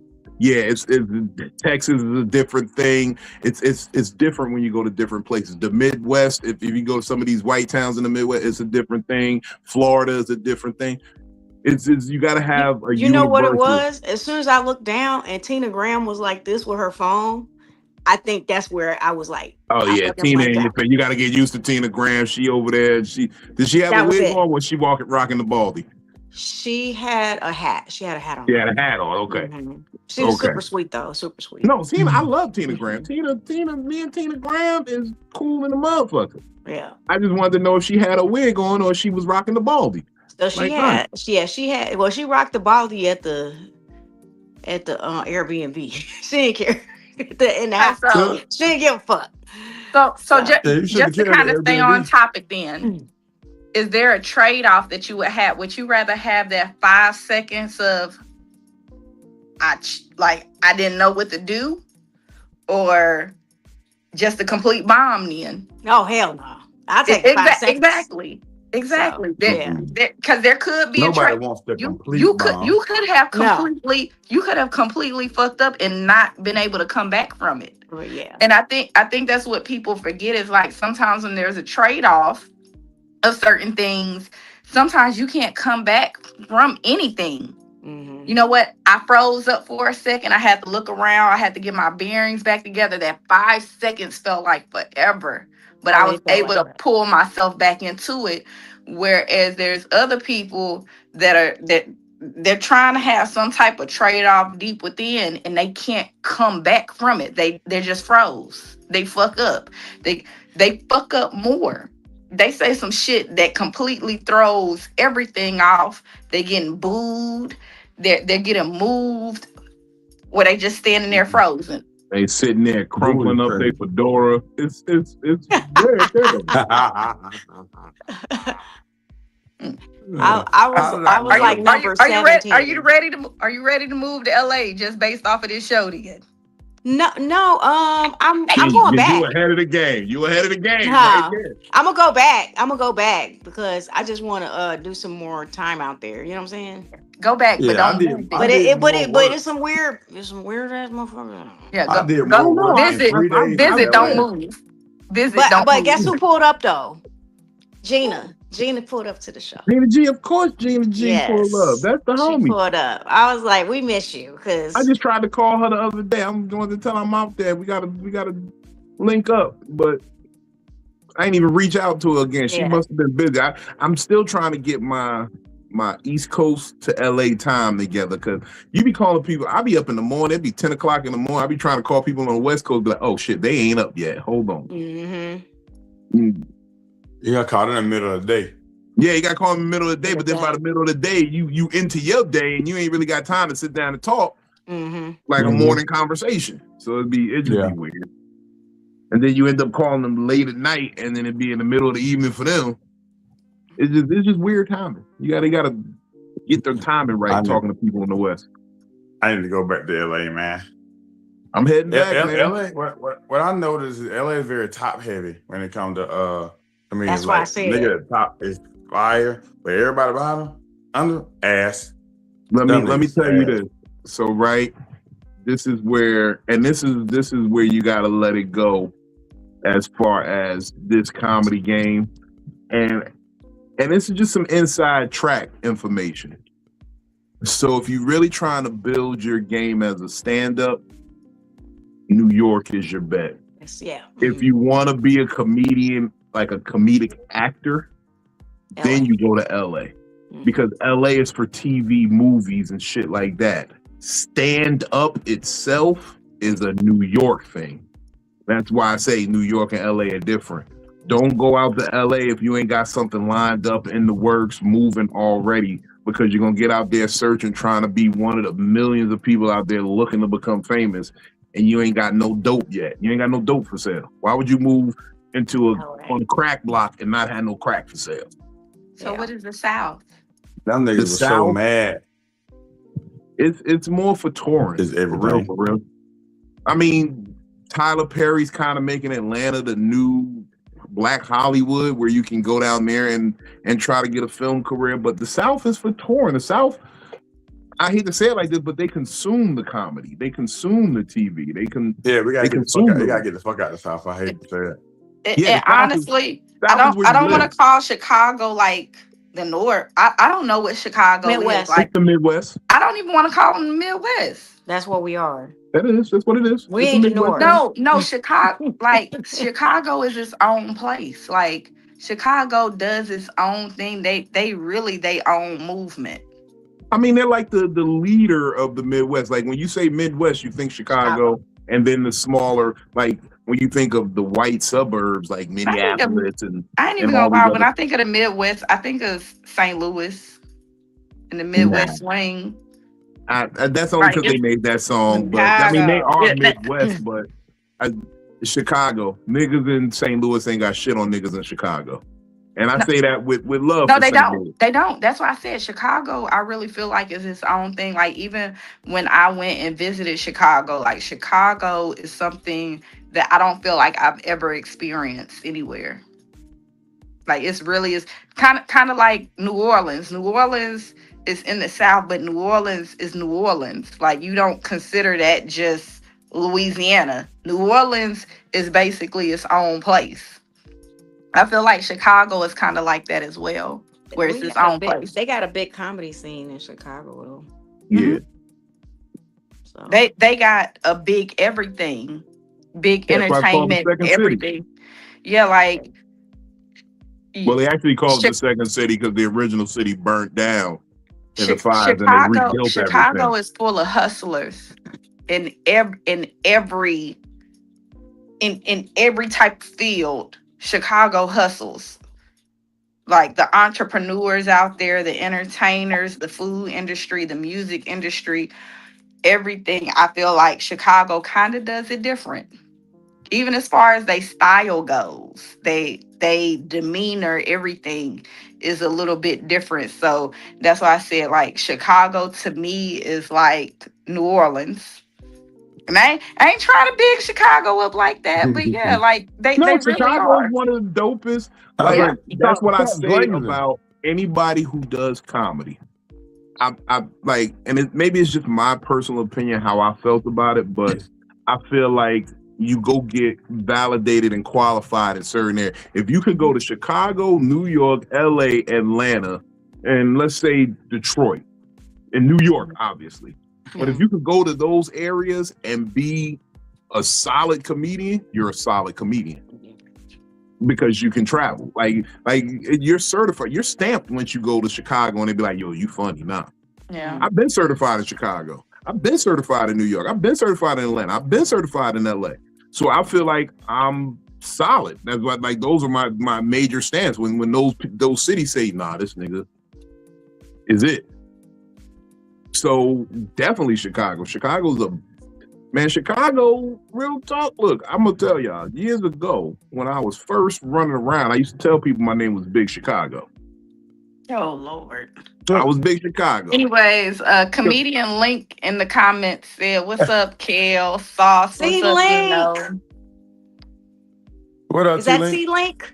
Oh yeah, that's T-Link. What up? Oh, T-Link? he's so cool. I Yeah. met him at the convention. He was so dope. Really, really dope. Thank you for tapping in. Yeah, that's my dog. We, He's And, so funny. So we- funny. We started the I same can't scene. see everybody on Instagram. I know that there's people commenting because I am getting the notifications if there's stuff being sent over there, but I can't see them because I'm only working from my phone. So everybody that's tapping in from Instagram, thank you. We appreciate you. If you want us to see them, if from Instagram, if y'all want us to see your comments, please come over here to YouTube. We'll be able to see your comments. Shout out to everybody watching on Instagram. T-Link was on Instagram. He said, Kels, I hope I wasn't weird. No. He wasn't.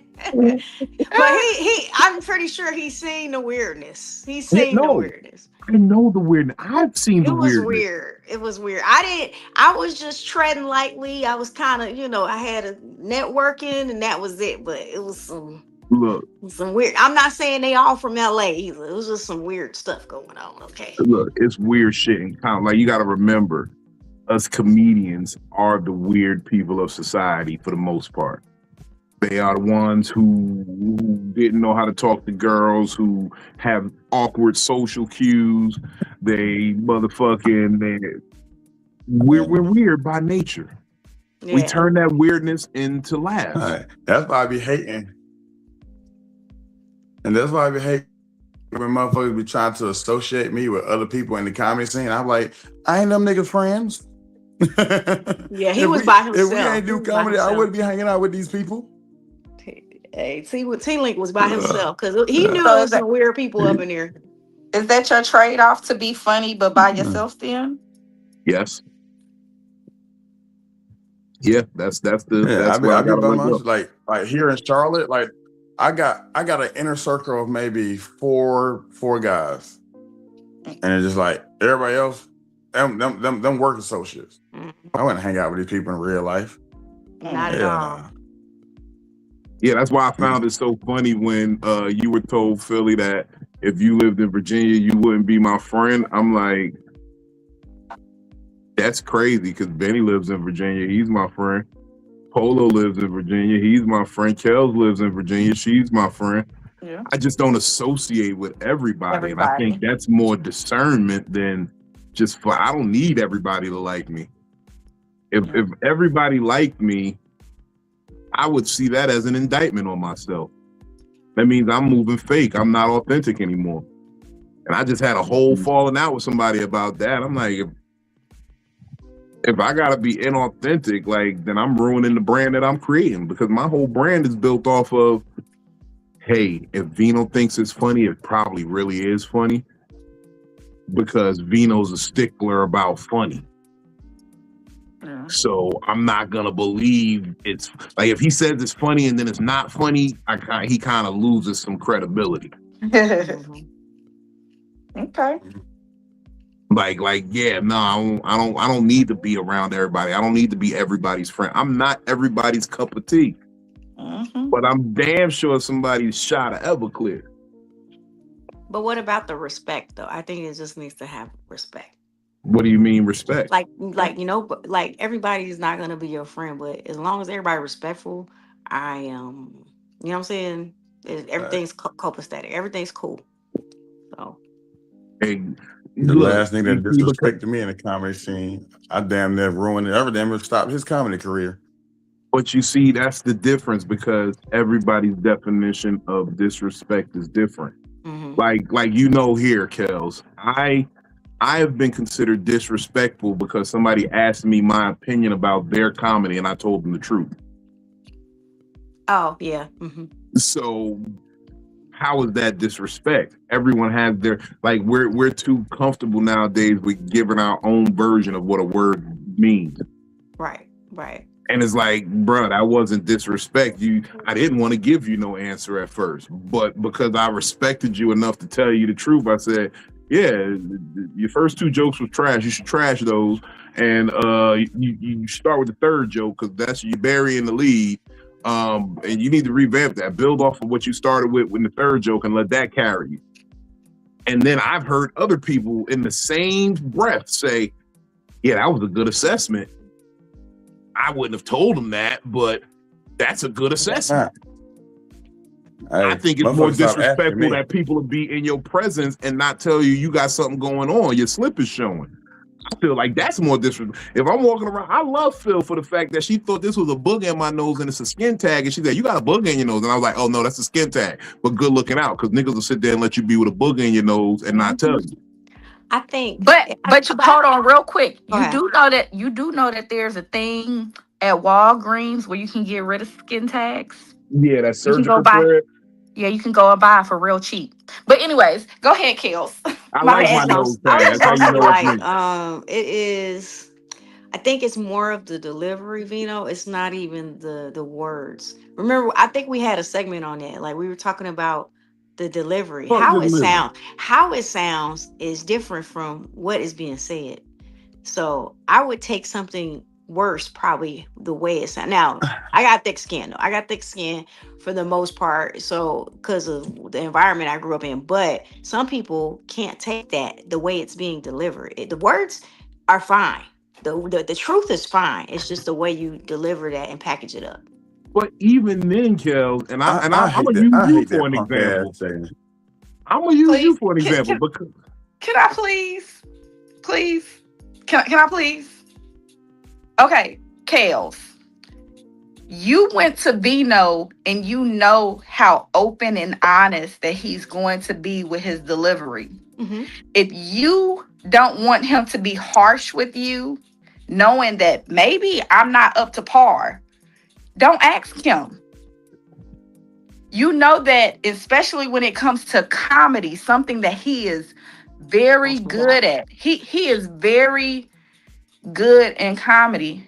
Okay, don't go to him if you don't want an open and honest. It's not that he's trying to be harsh. He's just being honest with you. And if you can't accept honesty, which sometimes honesty is very harsh. A lot of times honesty is harsh. If you don't want an honest, open opinion, don't go to him. I understand that, but what I'm stating is Okay. the So other folks. that's all I'm gonna say. Yeah, other people know they be fucking up, But but that's where I I also wasn't have in that pussies. equation, Philly. He That talking was No, about on the me. I We're not talking about I was me. talking I was about She talking about everybody. the pussy niggas. Yeah, yeah. I'm talking about everybody. Yeah, they If know She talking about the knows pussy how niggas. he is, Look, at this don't point, go you've to him watched me for for it. years talk crazy on the internet. You've watched me for years do He this. talking about the pussy niggas.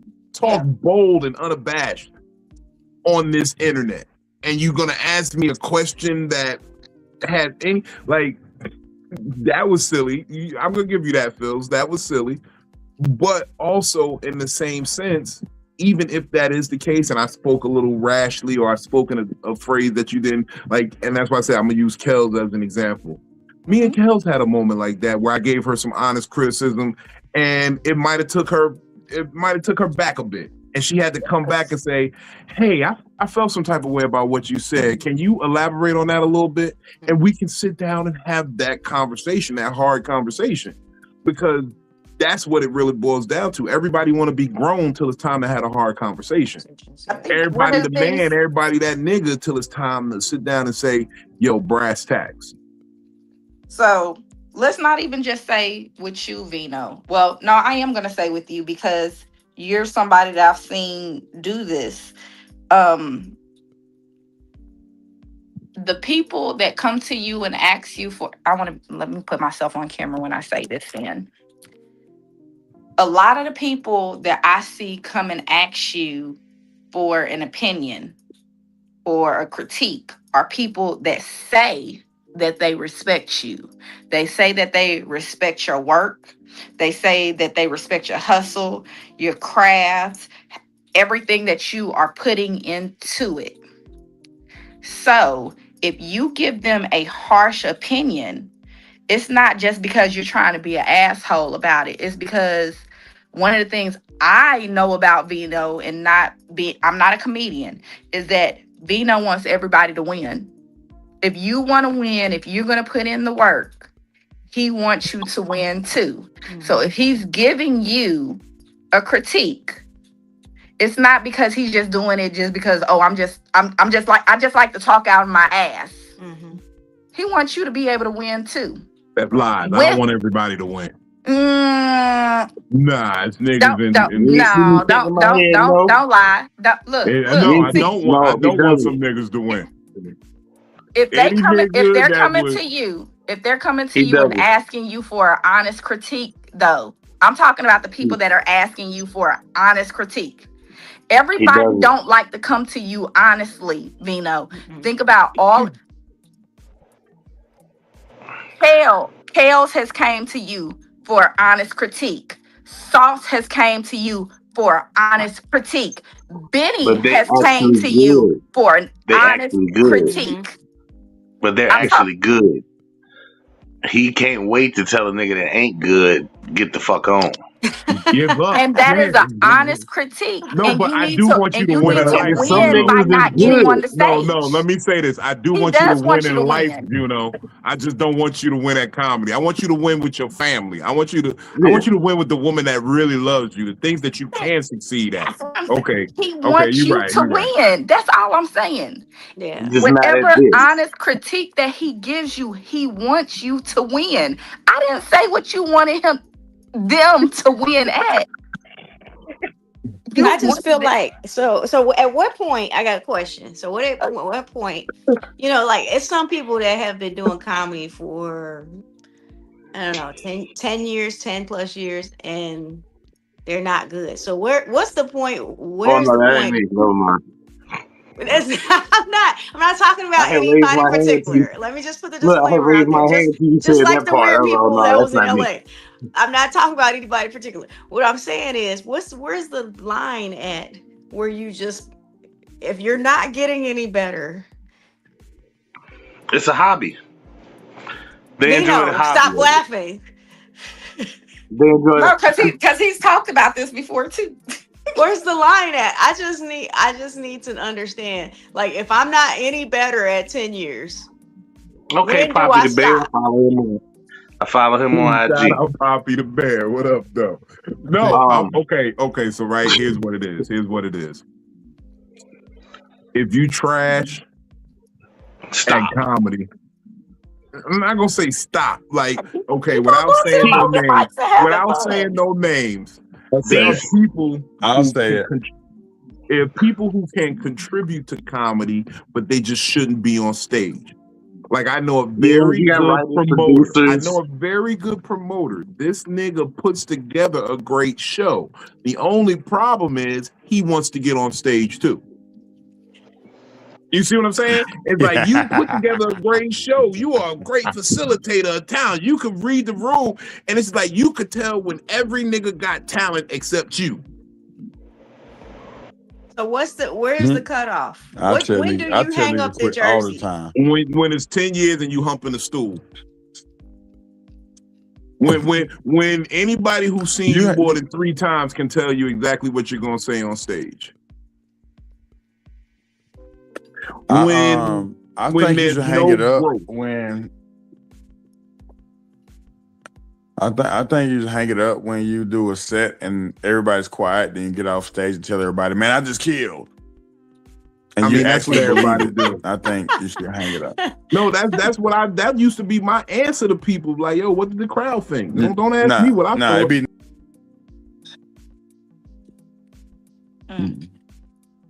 Them niggas.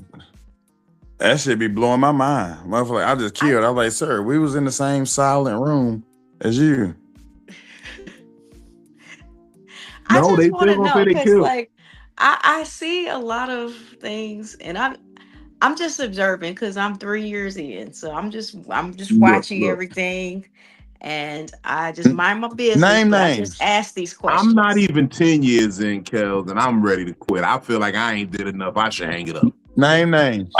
I feel like I want to quit a lot, like probably almost every other day, but I don't. You gonna feel like you want to quit though. Like, you know, Yeah, that means you're doing I've it never right. had That that means thought. since you're doing something I've right, never had the thought of quitting. You ain't doing it wanna right. quit every other day. It's like I've sometimes. never had the thought. You ain't doing it right there. You ain't doing it right there. You should be pushing yourself harder. Nah, he pushing himself hard enough to not think about quitting. He succeeded. When you had that downtime,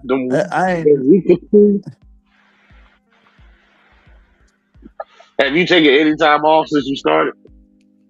No. I ain't never in my life. Yeah. You gotta get off that Cricket Wireless. No, plan, it ain't been long. We hearing every third word, so what's going on with glitching. your service?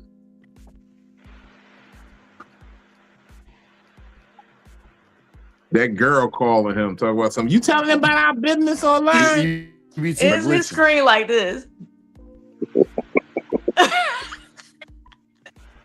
Hey, but Miss Susie told us that was a good thing. I don't know, like that's crazy. Is he still or is he really frozen? Nah, he's laughing and shit. He's laughing like a motherfucker. Okay. But in the 21 years I've been doing this shit, I've stopped for whatever reason, family, financial, whatever, like twice. And then you have your intermediate time sometimes where you ain't getting booked or you just, life getting the fucking way. But in those times, that shit ain't itching at you, that you need to get back on stage, this ain't for you. If you all right with them blank spaces, this ain't for you. So you're going to get them times where you're like, man, I want to quit because this shit is so hard. And it's hard to get to whatever your level of who you've seen that you want to get to. And then sometimes you have to realize, well, hey, it may not get to this point, but I'm at this level here. And that's way further than where the fuck I was when I started. So, like with me, in 05, I ain't had but that 5 to 7 minutes of material of just little bullshit. But now because I've done it and I've learned to analyze and work jokes and work feelings and stage presence and timing and callbacks and all these other mechanics that we don't see until you get more time in, like Dina was just saying. Some people are better producers, better writers, better stage hands, so forth and so on, promoters. vice versa. I've even recently been thinking about anybody I've ever given any of my free knowledge to has taken that shit and went on and done something pretty damn dope with what the fuck I've told them. So I'm like, hey, I'm excellent at this shit. I'm a beast on the fucking stage, but I also have that extra characteristic of coaching, just like Vino. Vino, like, hey, I'll pull out the book, you give me the money, and I'll teach you how to do it in a way that's going to be successful for you. I'm not going to teach you how I do it. I'm going to formulate a game plan for you to succeed the way you do your shit. And some people just won't grasp that because they stay going to the same mics. They stay going for the same opportunities. They don't try anything. They don't push that button. It's guys from 10, 15 years ago still telling the same jokes and wondering why they not getting anywhere with their shit. And I'm wondering how they still getting booked. How has not everybody on earth heard you say this shit, man? But that comes with it. They get to a level of celebrity that they enjoy and they're comfortable with that. And then they just ride that wave through the rest of their career. Sometimes you'll get to a point where you're just like, hey, I'm good right here in this spot right here. Exit 83 for me. And I'm going to take over this little town. And Exit 83 is my town. And I can run my show and make my bread to do what I need to do. And I don't need to push to get any higher with this shit. I'm for the culture of it and for the craft of it. I want to be able to get to a point where 8 billion motherfuckers on earth and all 8 billion of the motherfuckers have heard my voice before. Man, look, you can't be afraid. You can't be afraid to take a little advice too. Like, yeah, I've taken advice from Ben. I've taken advice from everybody. Mm-hmm. Even people, and that be the problem that a lot of these older like comedians, niggas who've been in. I know exactly which ones you talk about, Kel. But that's how they be because they'll look at it like I've been doing this for 15 years. I ain't talking to no nigga who didn't. Ain't no nigga who been telling me doing it for 5 gonna tell me what to do. Well, that nigga in 5 years passed what you did in 15 years. So maybe there's something that he's doing that you need to adopt into your strategy. And Vino, you can vouch for this. That night when we was out there talking with Tyler, I told that nigga, Vino is the most prepared out of all of us here in Virginia. I mean, like, I was flattered when you said that. I have my arguments for people, but I was flattered when you said that. Aside from Antoine Scott, Jay Ski, Antoine Scott because he grinded on his own, Jay Ski because he's connected with Lil Duval, Bo because he's connected with DL. DL got him on the road, which got him out there a little further. Oops, who got himself out Cletus. there? Yeah, I've learned about Cletus in the past few years only because of Vino. Some niggas I ain't never heard of, and it's just what the fuck it is. But that's because I'm out here trying to do my shit and get my shit off, so I ain't worried about I'll meet you and then be like, okay, that's such and such and such. Like the Poppy the Bear dude. I ain't never met him, but he done popped up on my IG so much that I'm like, yo, this nigga funny. Let me, go ahead and follow him. I got some of his cologne around here somewhere.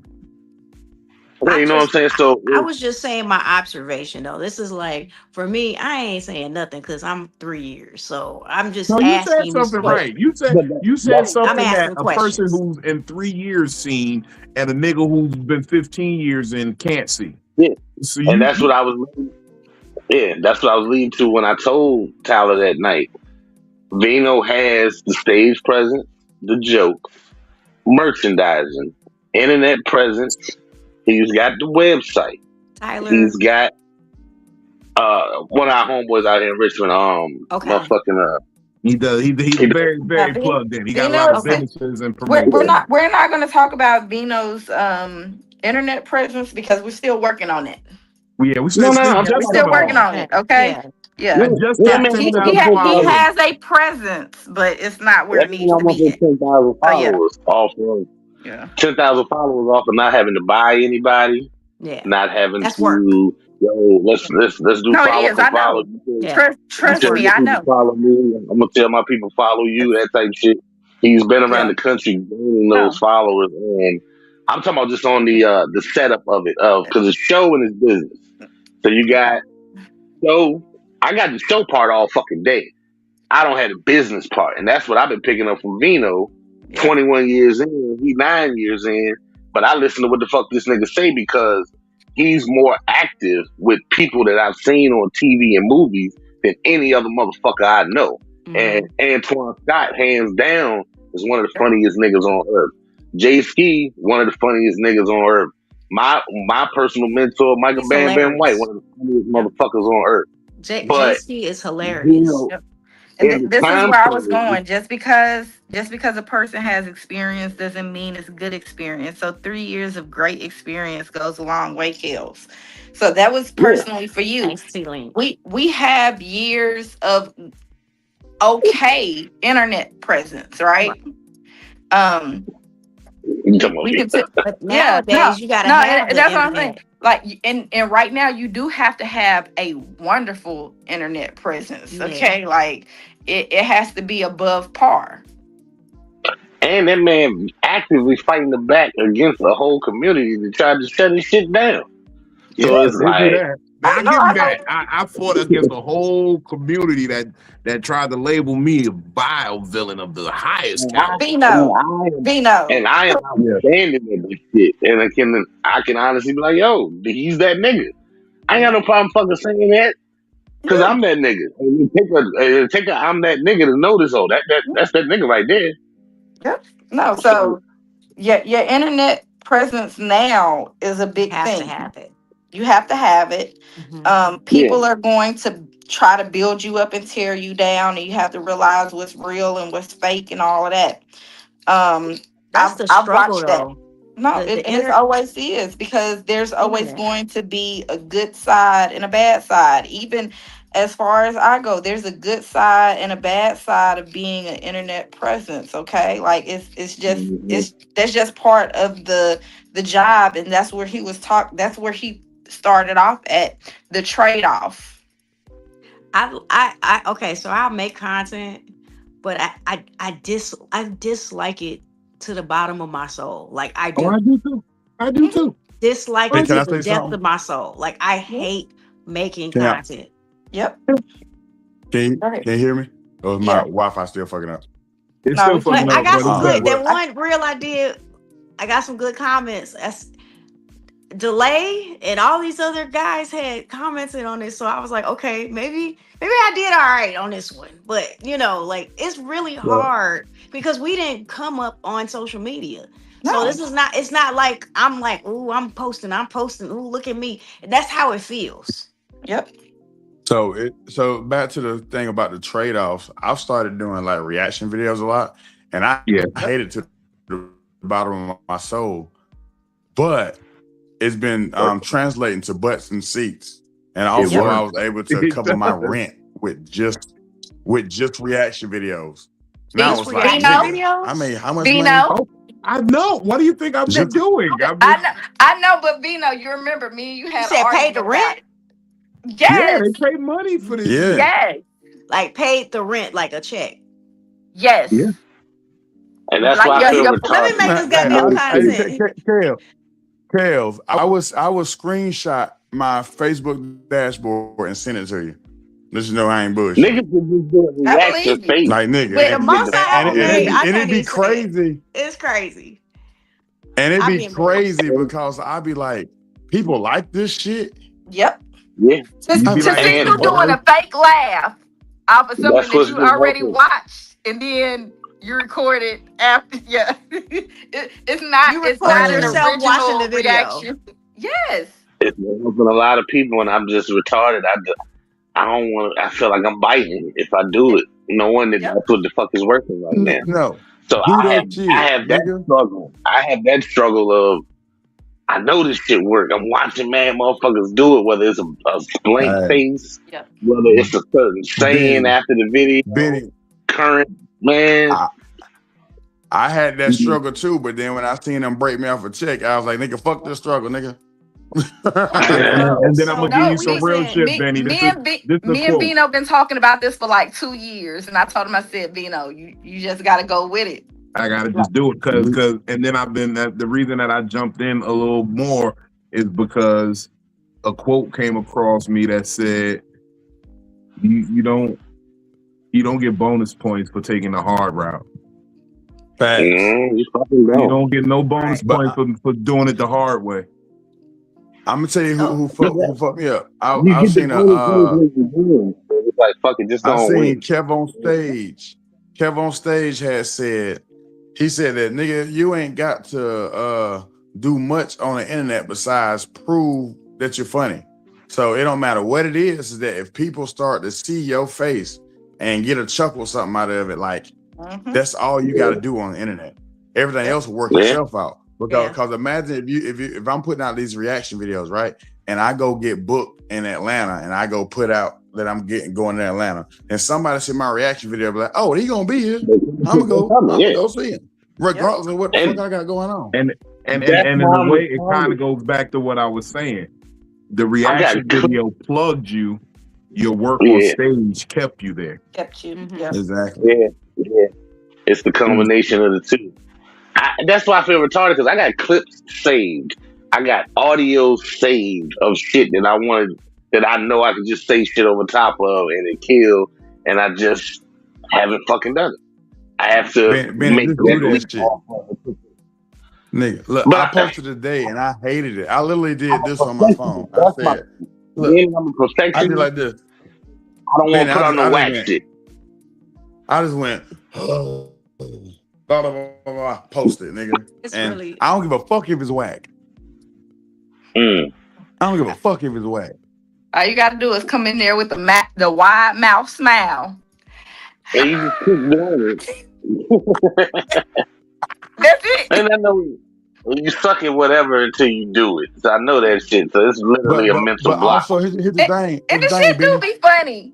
The shit do be funny. When you come in there with the wide mouth smile, it did make you laugh like that the first time.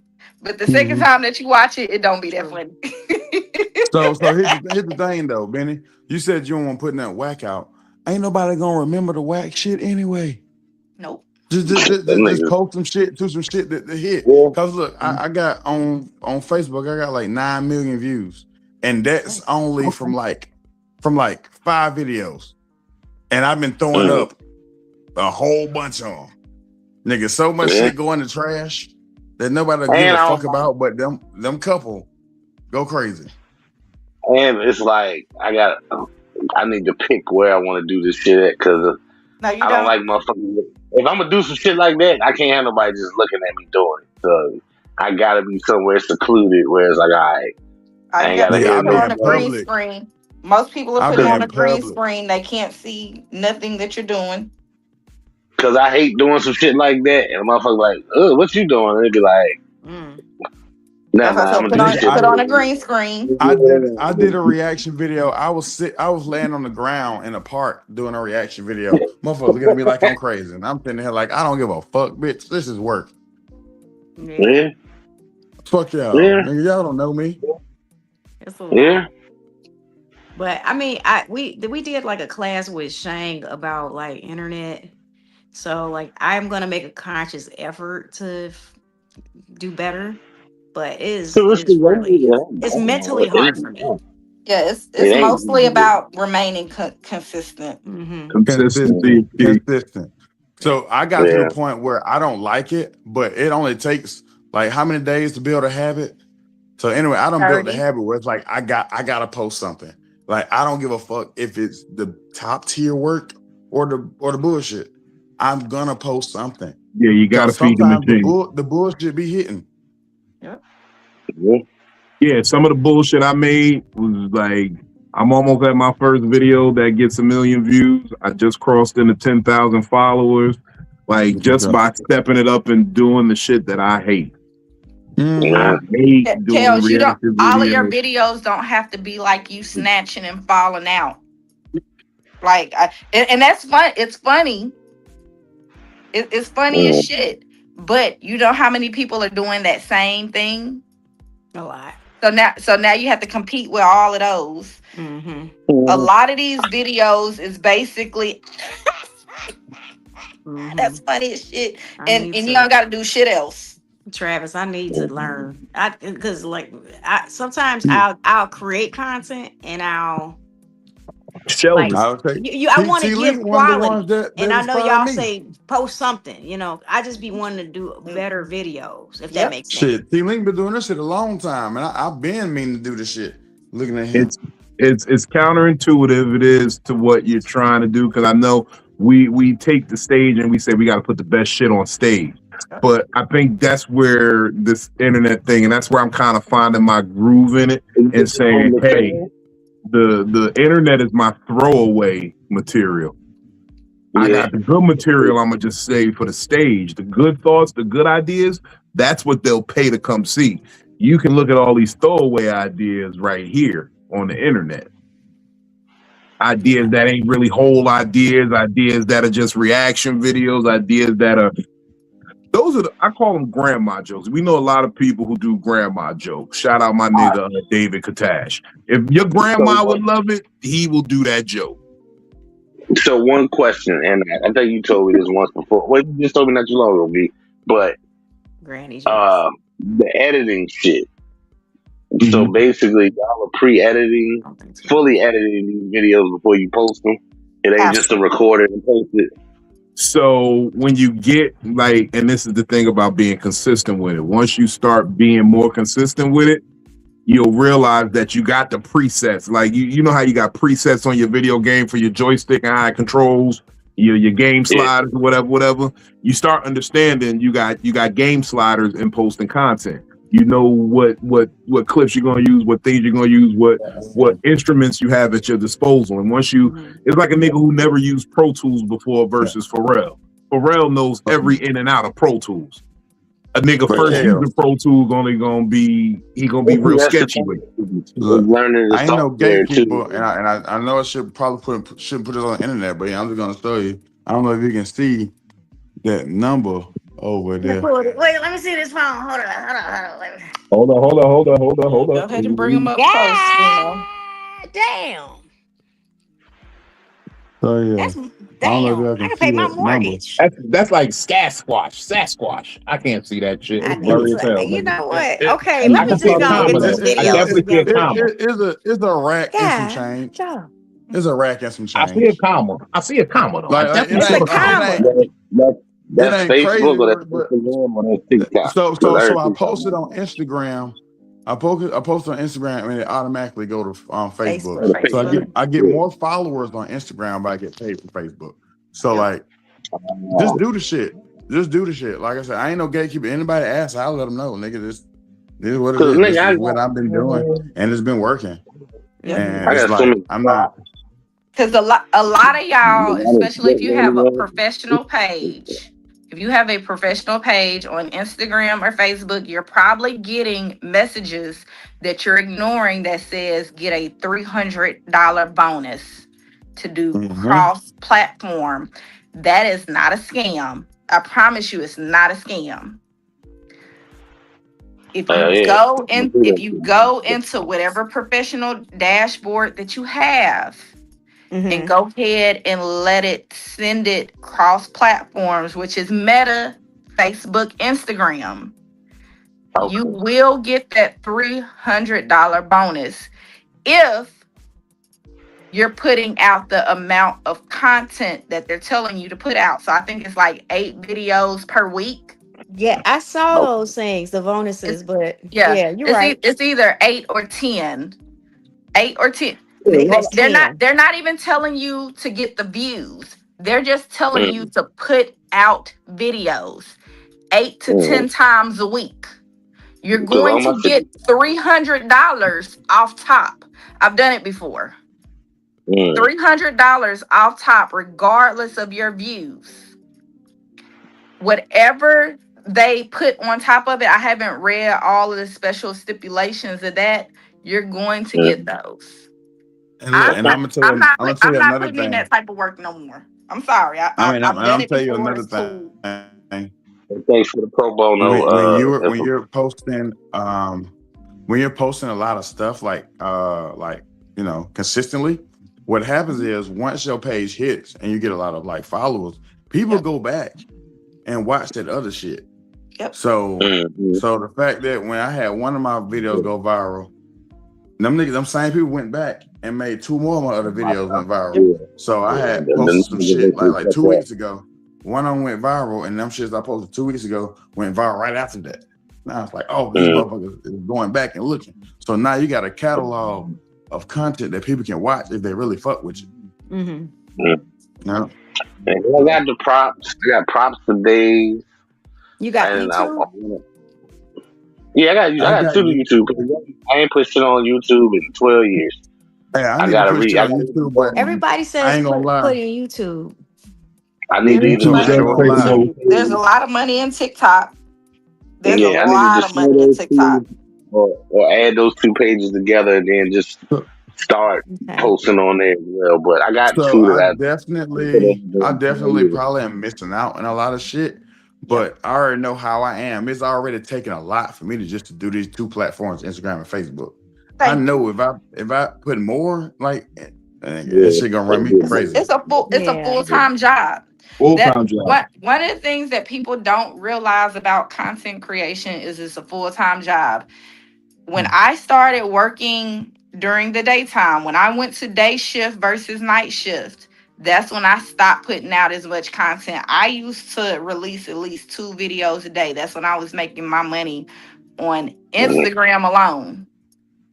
And I was doing voiceovers. I was putting out content that people could like do a reaction video to, but we were reacting to each other because y'all know there was like a script, like, oh, what you doing tonight? I'm doing this. Well, shit, what you doing there without me for? Did you buy me some food? Why would I get you some food? You told me that you wasn't hungry earlier, and then I throw your food at you. Now you looking mad. Like type shit like that. That's the type of videos that I was doing back when I made money on there. Things have changed. Every year shit changed. There's reaction videos. There's people that's dancing and doing transition videos. I can't do all of that. I don't like doing the editing. Pause. Transitioning how? Transitioning from no makeup to a full-blown makeup outfit type shit. Yeah. Speaking of transitioning, this weekend I will be hosting for Flame Monroe at the Comedy Club at Duckworth. And Flame is dope. Flame is so dope. I know. I get to meet him. So Travis put in the comments, he said he do 10 videos on Sunday and spread them out over the week. Then that's how a lot of content creators do. Yeah, so it's kind of like that when you see certain prep. content creators, they be in the same shirt for mad different videos. Yep. Meal prep. My day to record was Tuesdays. So and I would do 10 videos. I would do a bunch of videos on Tuesdays and then release the content throughout the week. So that's you would just put the time. Would you release time it then? No. So there's a setting on there where you can pre-release or I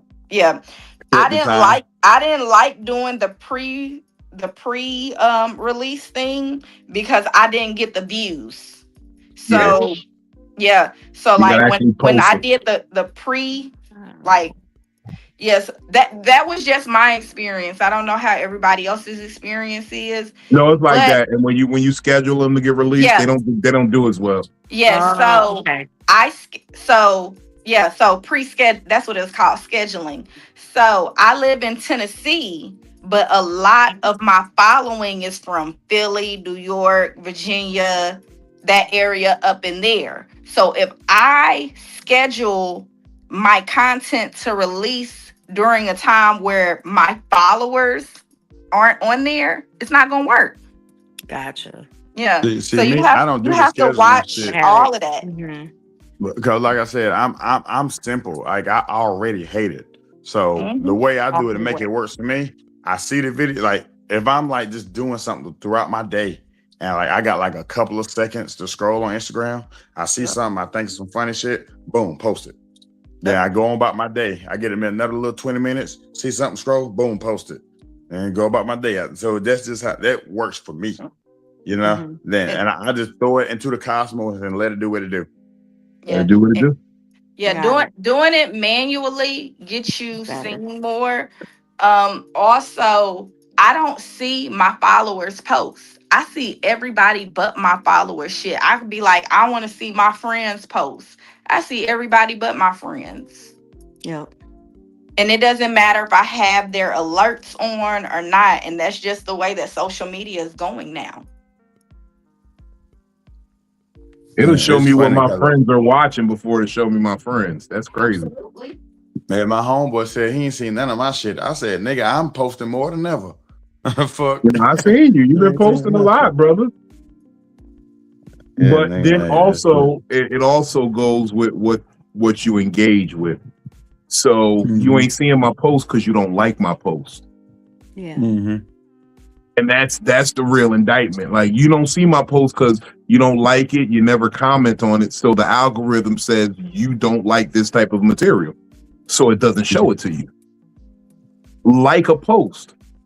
Comment on my post, and then you'll see it. That's one thing that always pissed me off, and it still pisses me off to this day. But motherfuckers be like, "Hey, I seen your video." I'm like, but They ain't you ain't share like it. you They ain't ain't like like or it, you ain't share it. you ain't comment, but you seen it though.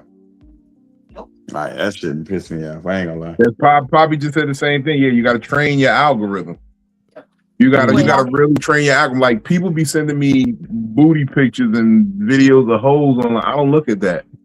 I look at strong black women who tell the truth. That's what I look at online. Hey, I ain't gonna lie. Am I Every capping, once in a Billy? while- Do I not look at strong black women who tell the truth online? I had to clean mine up. Brooklyn, I had to seeing all the booties everywhere on my IG. Hey, So I ain't gonna lie. The I booty. follow a whole lot of motherfuckers. Yeah. Hey, I ain't gonna I don't lie. like- When my numbers get low, oh, I'm about to post the butt, nigga. All I look at is ass. Right back up. Yeah. I'm telling you, look. When them numbers get low, hey, I got this one account. Her name is Shay Shimon, whatever. And her ass is like the perfect ass. And every time my numbers get low, all right, let's go ahead. Come on, Shay. Yeah. Appreciate you. I look at ass. You and repost her food. stuff? I look at Hell ass yeah. and food. And the Hell Rook yeah. said that. Okay, He got your attention. Kale's gotta go. Yeah, I gotta go to appointment in the morning early. Yeah, I'm So, supposed to be asleep too. Fuck around with y'all. Yeah, we about Well, to we get, actually about to get up here. out of here. Outta So here, let's okay. start. Kels, tell them where they can find you. actually, I got a VFW show on Friday. So I'll be there at 7. So for the veterans, we're gonna hook them up on Friday. And then Who on that show? Who with you? My old boss and Sherry, and it's another girl. She work at NASA, but it's all like veterans. Sherry's she was a spouse, so you know how that go. I might come to that show. I'm It's a in street soldier. Franklin. I'm a street soldier. So It's gonna be the Franklin Post, so it's out here by me. So they asked me to do that, and then head into Fayetteville because I got my hair done. I know y'all see the do rag, so it's time to Yeah, get we looking the the hair done. same over here. I can't do it. I ain't gonna be raggedy much longer. So that's it for now. We hyping up for the Coco Brown show. That's in September, and you already know that's us. You know, headlining Coco Brown. We're gonna do a brunch. That's gonna be at the Rhythm Room in Hampton, and it's myself, Sonia, and Joanna Briley out of New York. So we're gonna have a good time. Shout out Gotcha. Joke Sisters. Yeah, Joke Sisters, and guess who's coming to brunch? So that's Greg, my partner for those brunches. So Hey, Okay, yeah. thank you for stopping through. Good shit. Welcome back. Glad to see you made it safely from LA and you traveled the world. I'm gonna call you tomorrow. We're gonna talk. I'm gonna chop some shit up with you because I got to fill you in on some shit and you got to fill me in on some shit because I know you ran into some weird niggas in LA. Oh man. I already seen. Look. I seen pictures. You don't even understand. I seen you in pictures you don't even know you was in. Oh wow. Well, It was heard about. I made sure I wasn't intoxicated or anything because no, you did. You represented yourself well. You know these niggas talk out here. Oh, they do. They talk like bitches. I'm glad because they ain't got nothing to talk about for me. Exactly. They don't got nothing to say. You represented the brand well. We are happy to have you here at Psycho. You stood tall, soldier. Good job. 10 toes down. Hey, Saul, talk to him, man. Tell them where they can find you. All right, it's your boy Sauce Got Jokes. It's about to be a mouthful. So this Pause. weekend, starting tomorrow.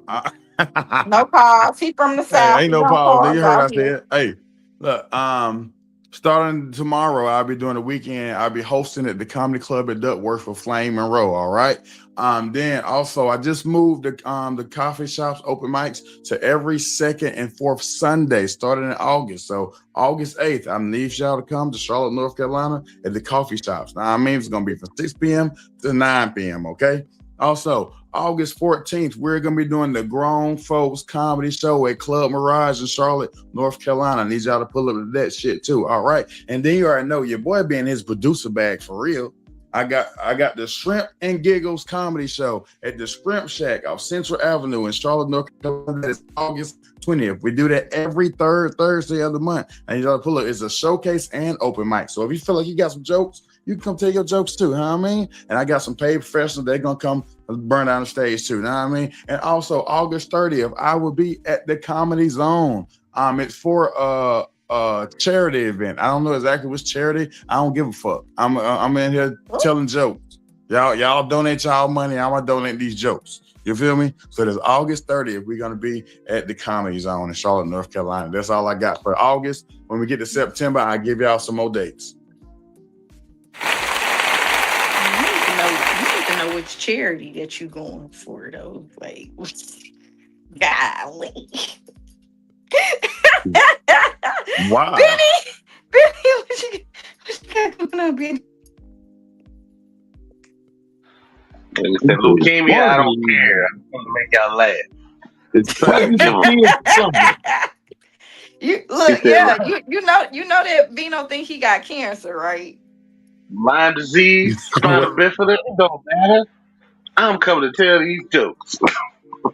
Time to come for the joy, everybody.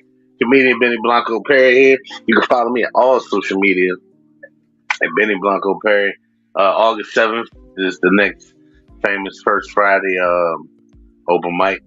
It's gonna be a lot of people in the building for this one. You know, we're getting into the Indian summer.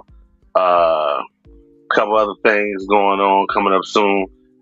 Just did a couple shows over the weekend, which was pretty dope. I realized I'm friends with a mob boss. That was a little wild. Nigga got married on Saturday, told me about it Thursday. You know, he hit me up like, hey, what y'all doing Saturday? We're gonna do a little wedding thing, you know, a little nuptials, you know, maybe a bouquet of roses or something get tossed in the air and come through. And it's like, nigga, you told me 2 days before the wedding to just pop up, but I went because he's a mafia boss, and you know that's the type of people you got to show up for. But I had a dope ass time, motherfucking. Other than that, man, I ain't got too much going on. If you feel that this is what you called to do, stick with it and do it. If not, think about what the fuck you really want to do. Ask God, what you got me here for? I've done that plenty of times with my comedy shit. I have asked the Lord, hey, if this ain't what you want me to do, lead me in that direction, and that's the way I'm gonna go. And every time I say it, somebody called my phone and booked me for a show. So I'm like, all right, they're gonna answer. That's why I'm still doing it 21 years later, because when I get in those times of wanting to quit and wanting to leave it alone or whatever, I put that question out there. What do you want me to do? I'm at a crossroad. What you want? Whatever you say do, I'm gonna do. Whatever you gonna show me. And that normally I ain't even gonna say 99%, 100% of the time. When I throw that question in the air, God answer back with somebody calling me about a booking. And I take that as my answer. And you should do that as well. And dabble in different parts of the entertainment. It might be something that you're more lucrative or better at. So for the people that's not so fluid with their wording and soliloquies and things of that nature on stage. But that's it. That's all I got. If you ain't good at the shit, find another problem. After 10 years. That boy good. Every time I be wanting to quit, I write a new joke that hit and carry me a couple more months. You can never do what I do, Juno. But I wish you a win. I want you to win. power wash prince of Henrico County. Phil, talk to him. Tell him what you got going on. It still kills you that he's the power wash prince of Henrico County, huh? Yeah. You know what? Thank y'all for tolerating me tonight, because I am on what I would call a true vacation. Mhm. I actually took vacation days off, because y'all know. Okay. Yeah. Normally, I be vacationing in places, but I still work because I can travel and work. No. I'm saying. So thank y'all for tolerating me, because I've been lit all night. Okay, thank y'all. You drinking them daiquiris? I did. Buzz balls. No. I'm in Louisiana. You know the drive-through daiquiri places be open. Yeah. I went to Mr. Louisiana? Thrifty. Yeah, I'm in Shreveport. That's good, Mr. Thrifty's. I got the kitchen sink. If y'all know about the kitchen sink, get the kitchen sink. That means all of the flavors is mixed together. So I'm on rum, whiskey, vodka, tequila. I'm on all that shit. So thank y'all for tolerating me. Anyways, my name is DamnItPhilly. Please say my name like Hank Hill, y'all. DamnItPhilly. You can find me on Instagram and TikTok at DamnItPhilly. I've already told y'all I'm taking a whole month off. I'm not posting no man, no plan. I just be doing shit. The next time that y'all see me, I might have a man. Cause that man like me. Now, I'm still gonna be posting no man, no plan. I just be doing shit, because regardless, you can do it with a man, with a plan, and still be doing shit, okay? But anyways, no. Still no man, no plan. I just be doing shit. Y'all can catch me here every Monday and Wednesday on Psycho-Babble. Yeah. What's up, Vino? Look, Vino about to get on to me. It's still no man, no plan. I just be doing shit. I gotta give teasers. I gotta fuck with y'all just a little bit. Y'all been letting Sauce fuck with us. Sauce got a little boo thing. Sauce is booed up. I'm booed up too. What? Allegedly. I bought an engagement wig. Boy, stop. I was trying to make her spit out that daiquiri. Damn it. I almost got her. Talk about engagement. No, I felt it in my nose. I did. I felt it in my nose. I hate you.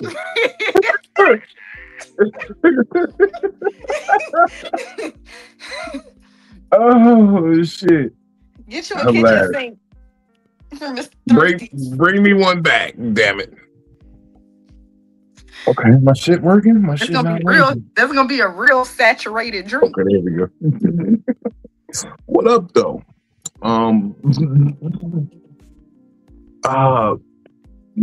We had some fun tonight.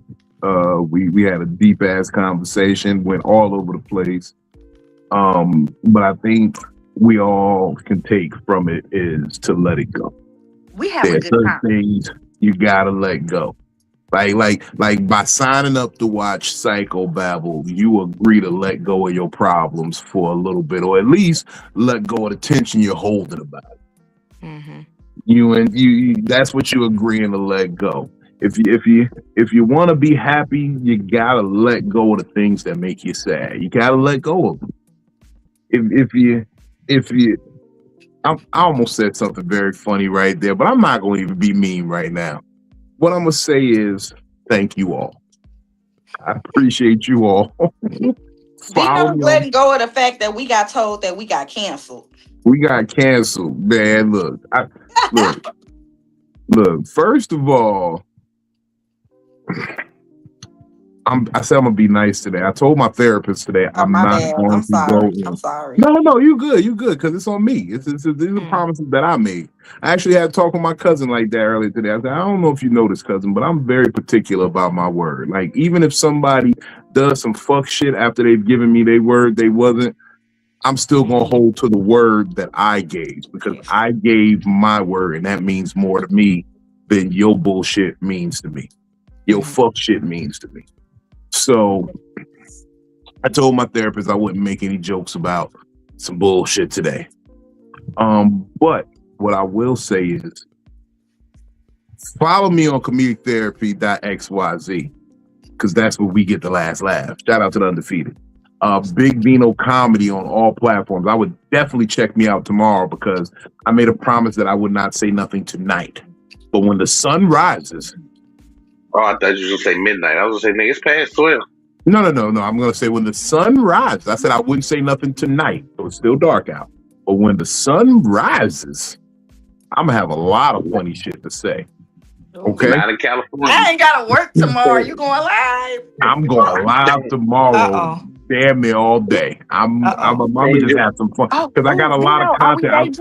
Are we day drinking on a Thursday? You know. Change your time zone to that mountain time. Birdman hands. Hold on. Birdman hands. We day drinking on a Thursday. Is we finished or we done? No. Is we finished or we done? No, but yeah, we go. Look, I got a lot of shit to unpack like that. I've just kind of been sitting on the last couple of weeks, and I'm feeling like. You know how you give yourself a time limit? You say, if by 1 year from now this isn't rectified, I'm going wild out. You know what I'm mad about, Vino? What's that?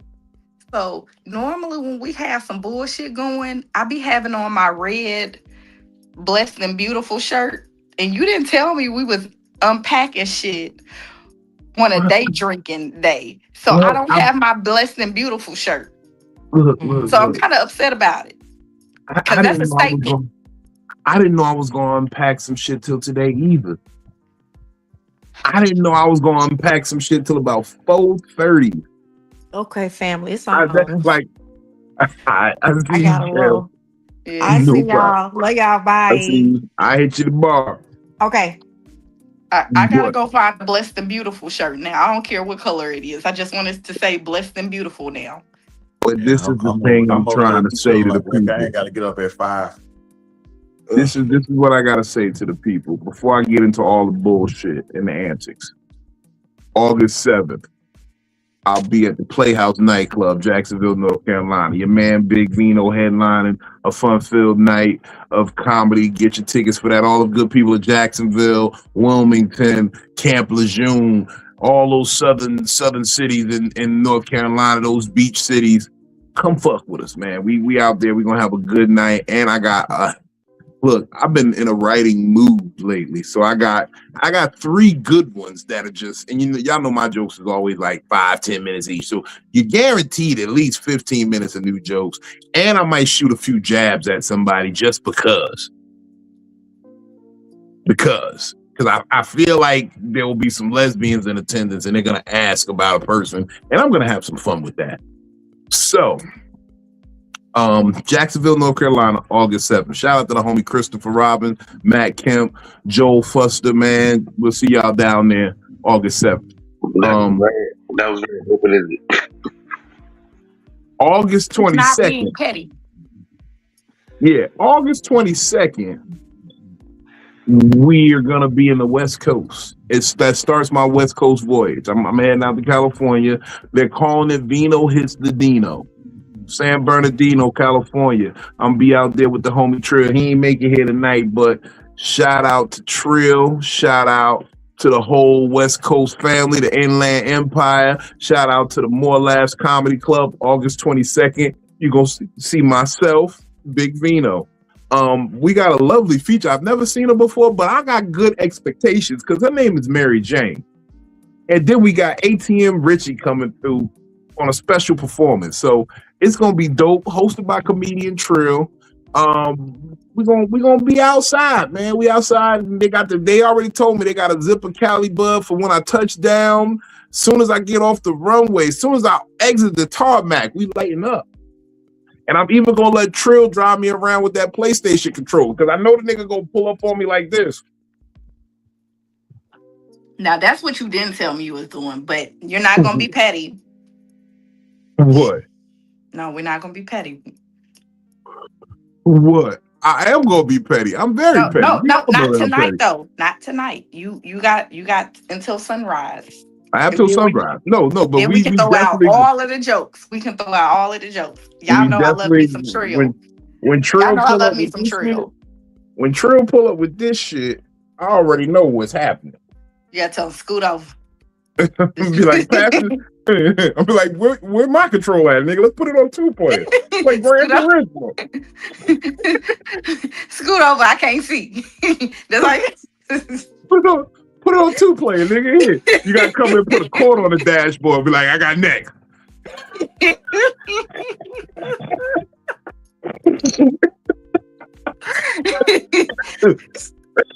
Okay. But no, we're gonna have a great time out in California. I got some other shows coming up in Cali. I'm just waiting for the confirmation.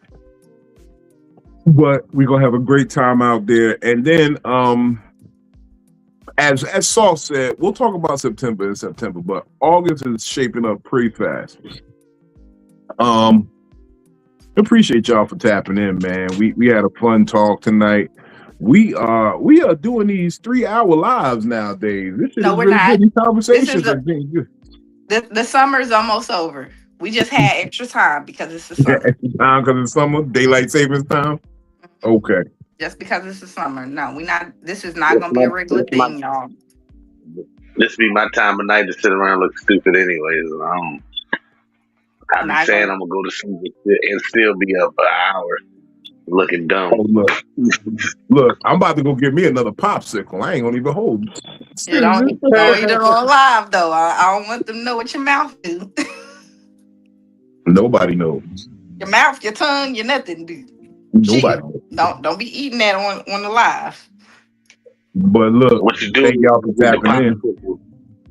You get the popsicle and you eat it on live, and then you be like, damn, I gotta piss. And then when you go to the bathroom, it's a fedora, some socks, and a wig, and you get to choose. And it's like, the one where the little white guy be missing and don't want to hit the button because it's 3 hard ass choices. Yeah, I'm gonna piss on the fedora. I'm definitely gonna piss on the fedora. I'm surprised I haven't pissed on a fedora yet. Bino, you wasn't supposed to choose one night. You wasn't supposed. Look, you failed. You failed. Put the wig in the fedora, and then roll the socks up like what's the joke David used to do on The Living Color? Detective Head or whatever. One of Detective Head, Lieutenant Head, and some shit when he was just the head of the shoes in the hat. The head detective. Yeah, the head detective. Put the wig in the hat, and then finish the popsicle. Man, look, smoke weed when you wake up and get your day high hopes. Good night.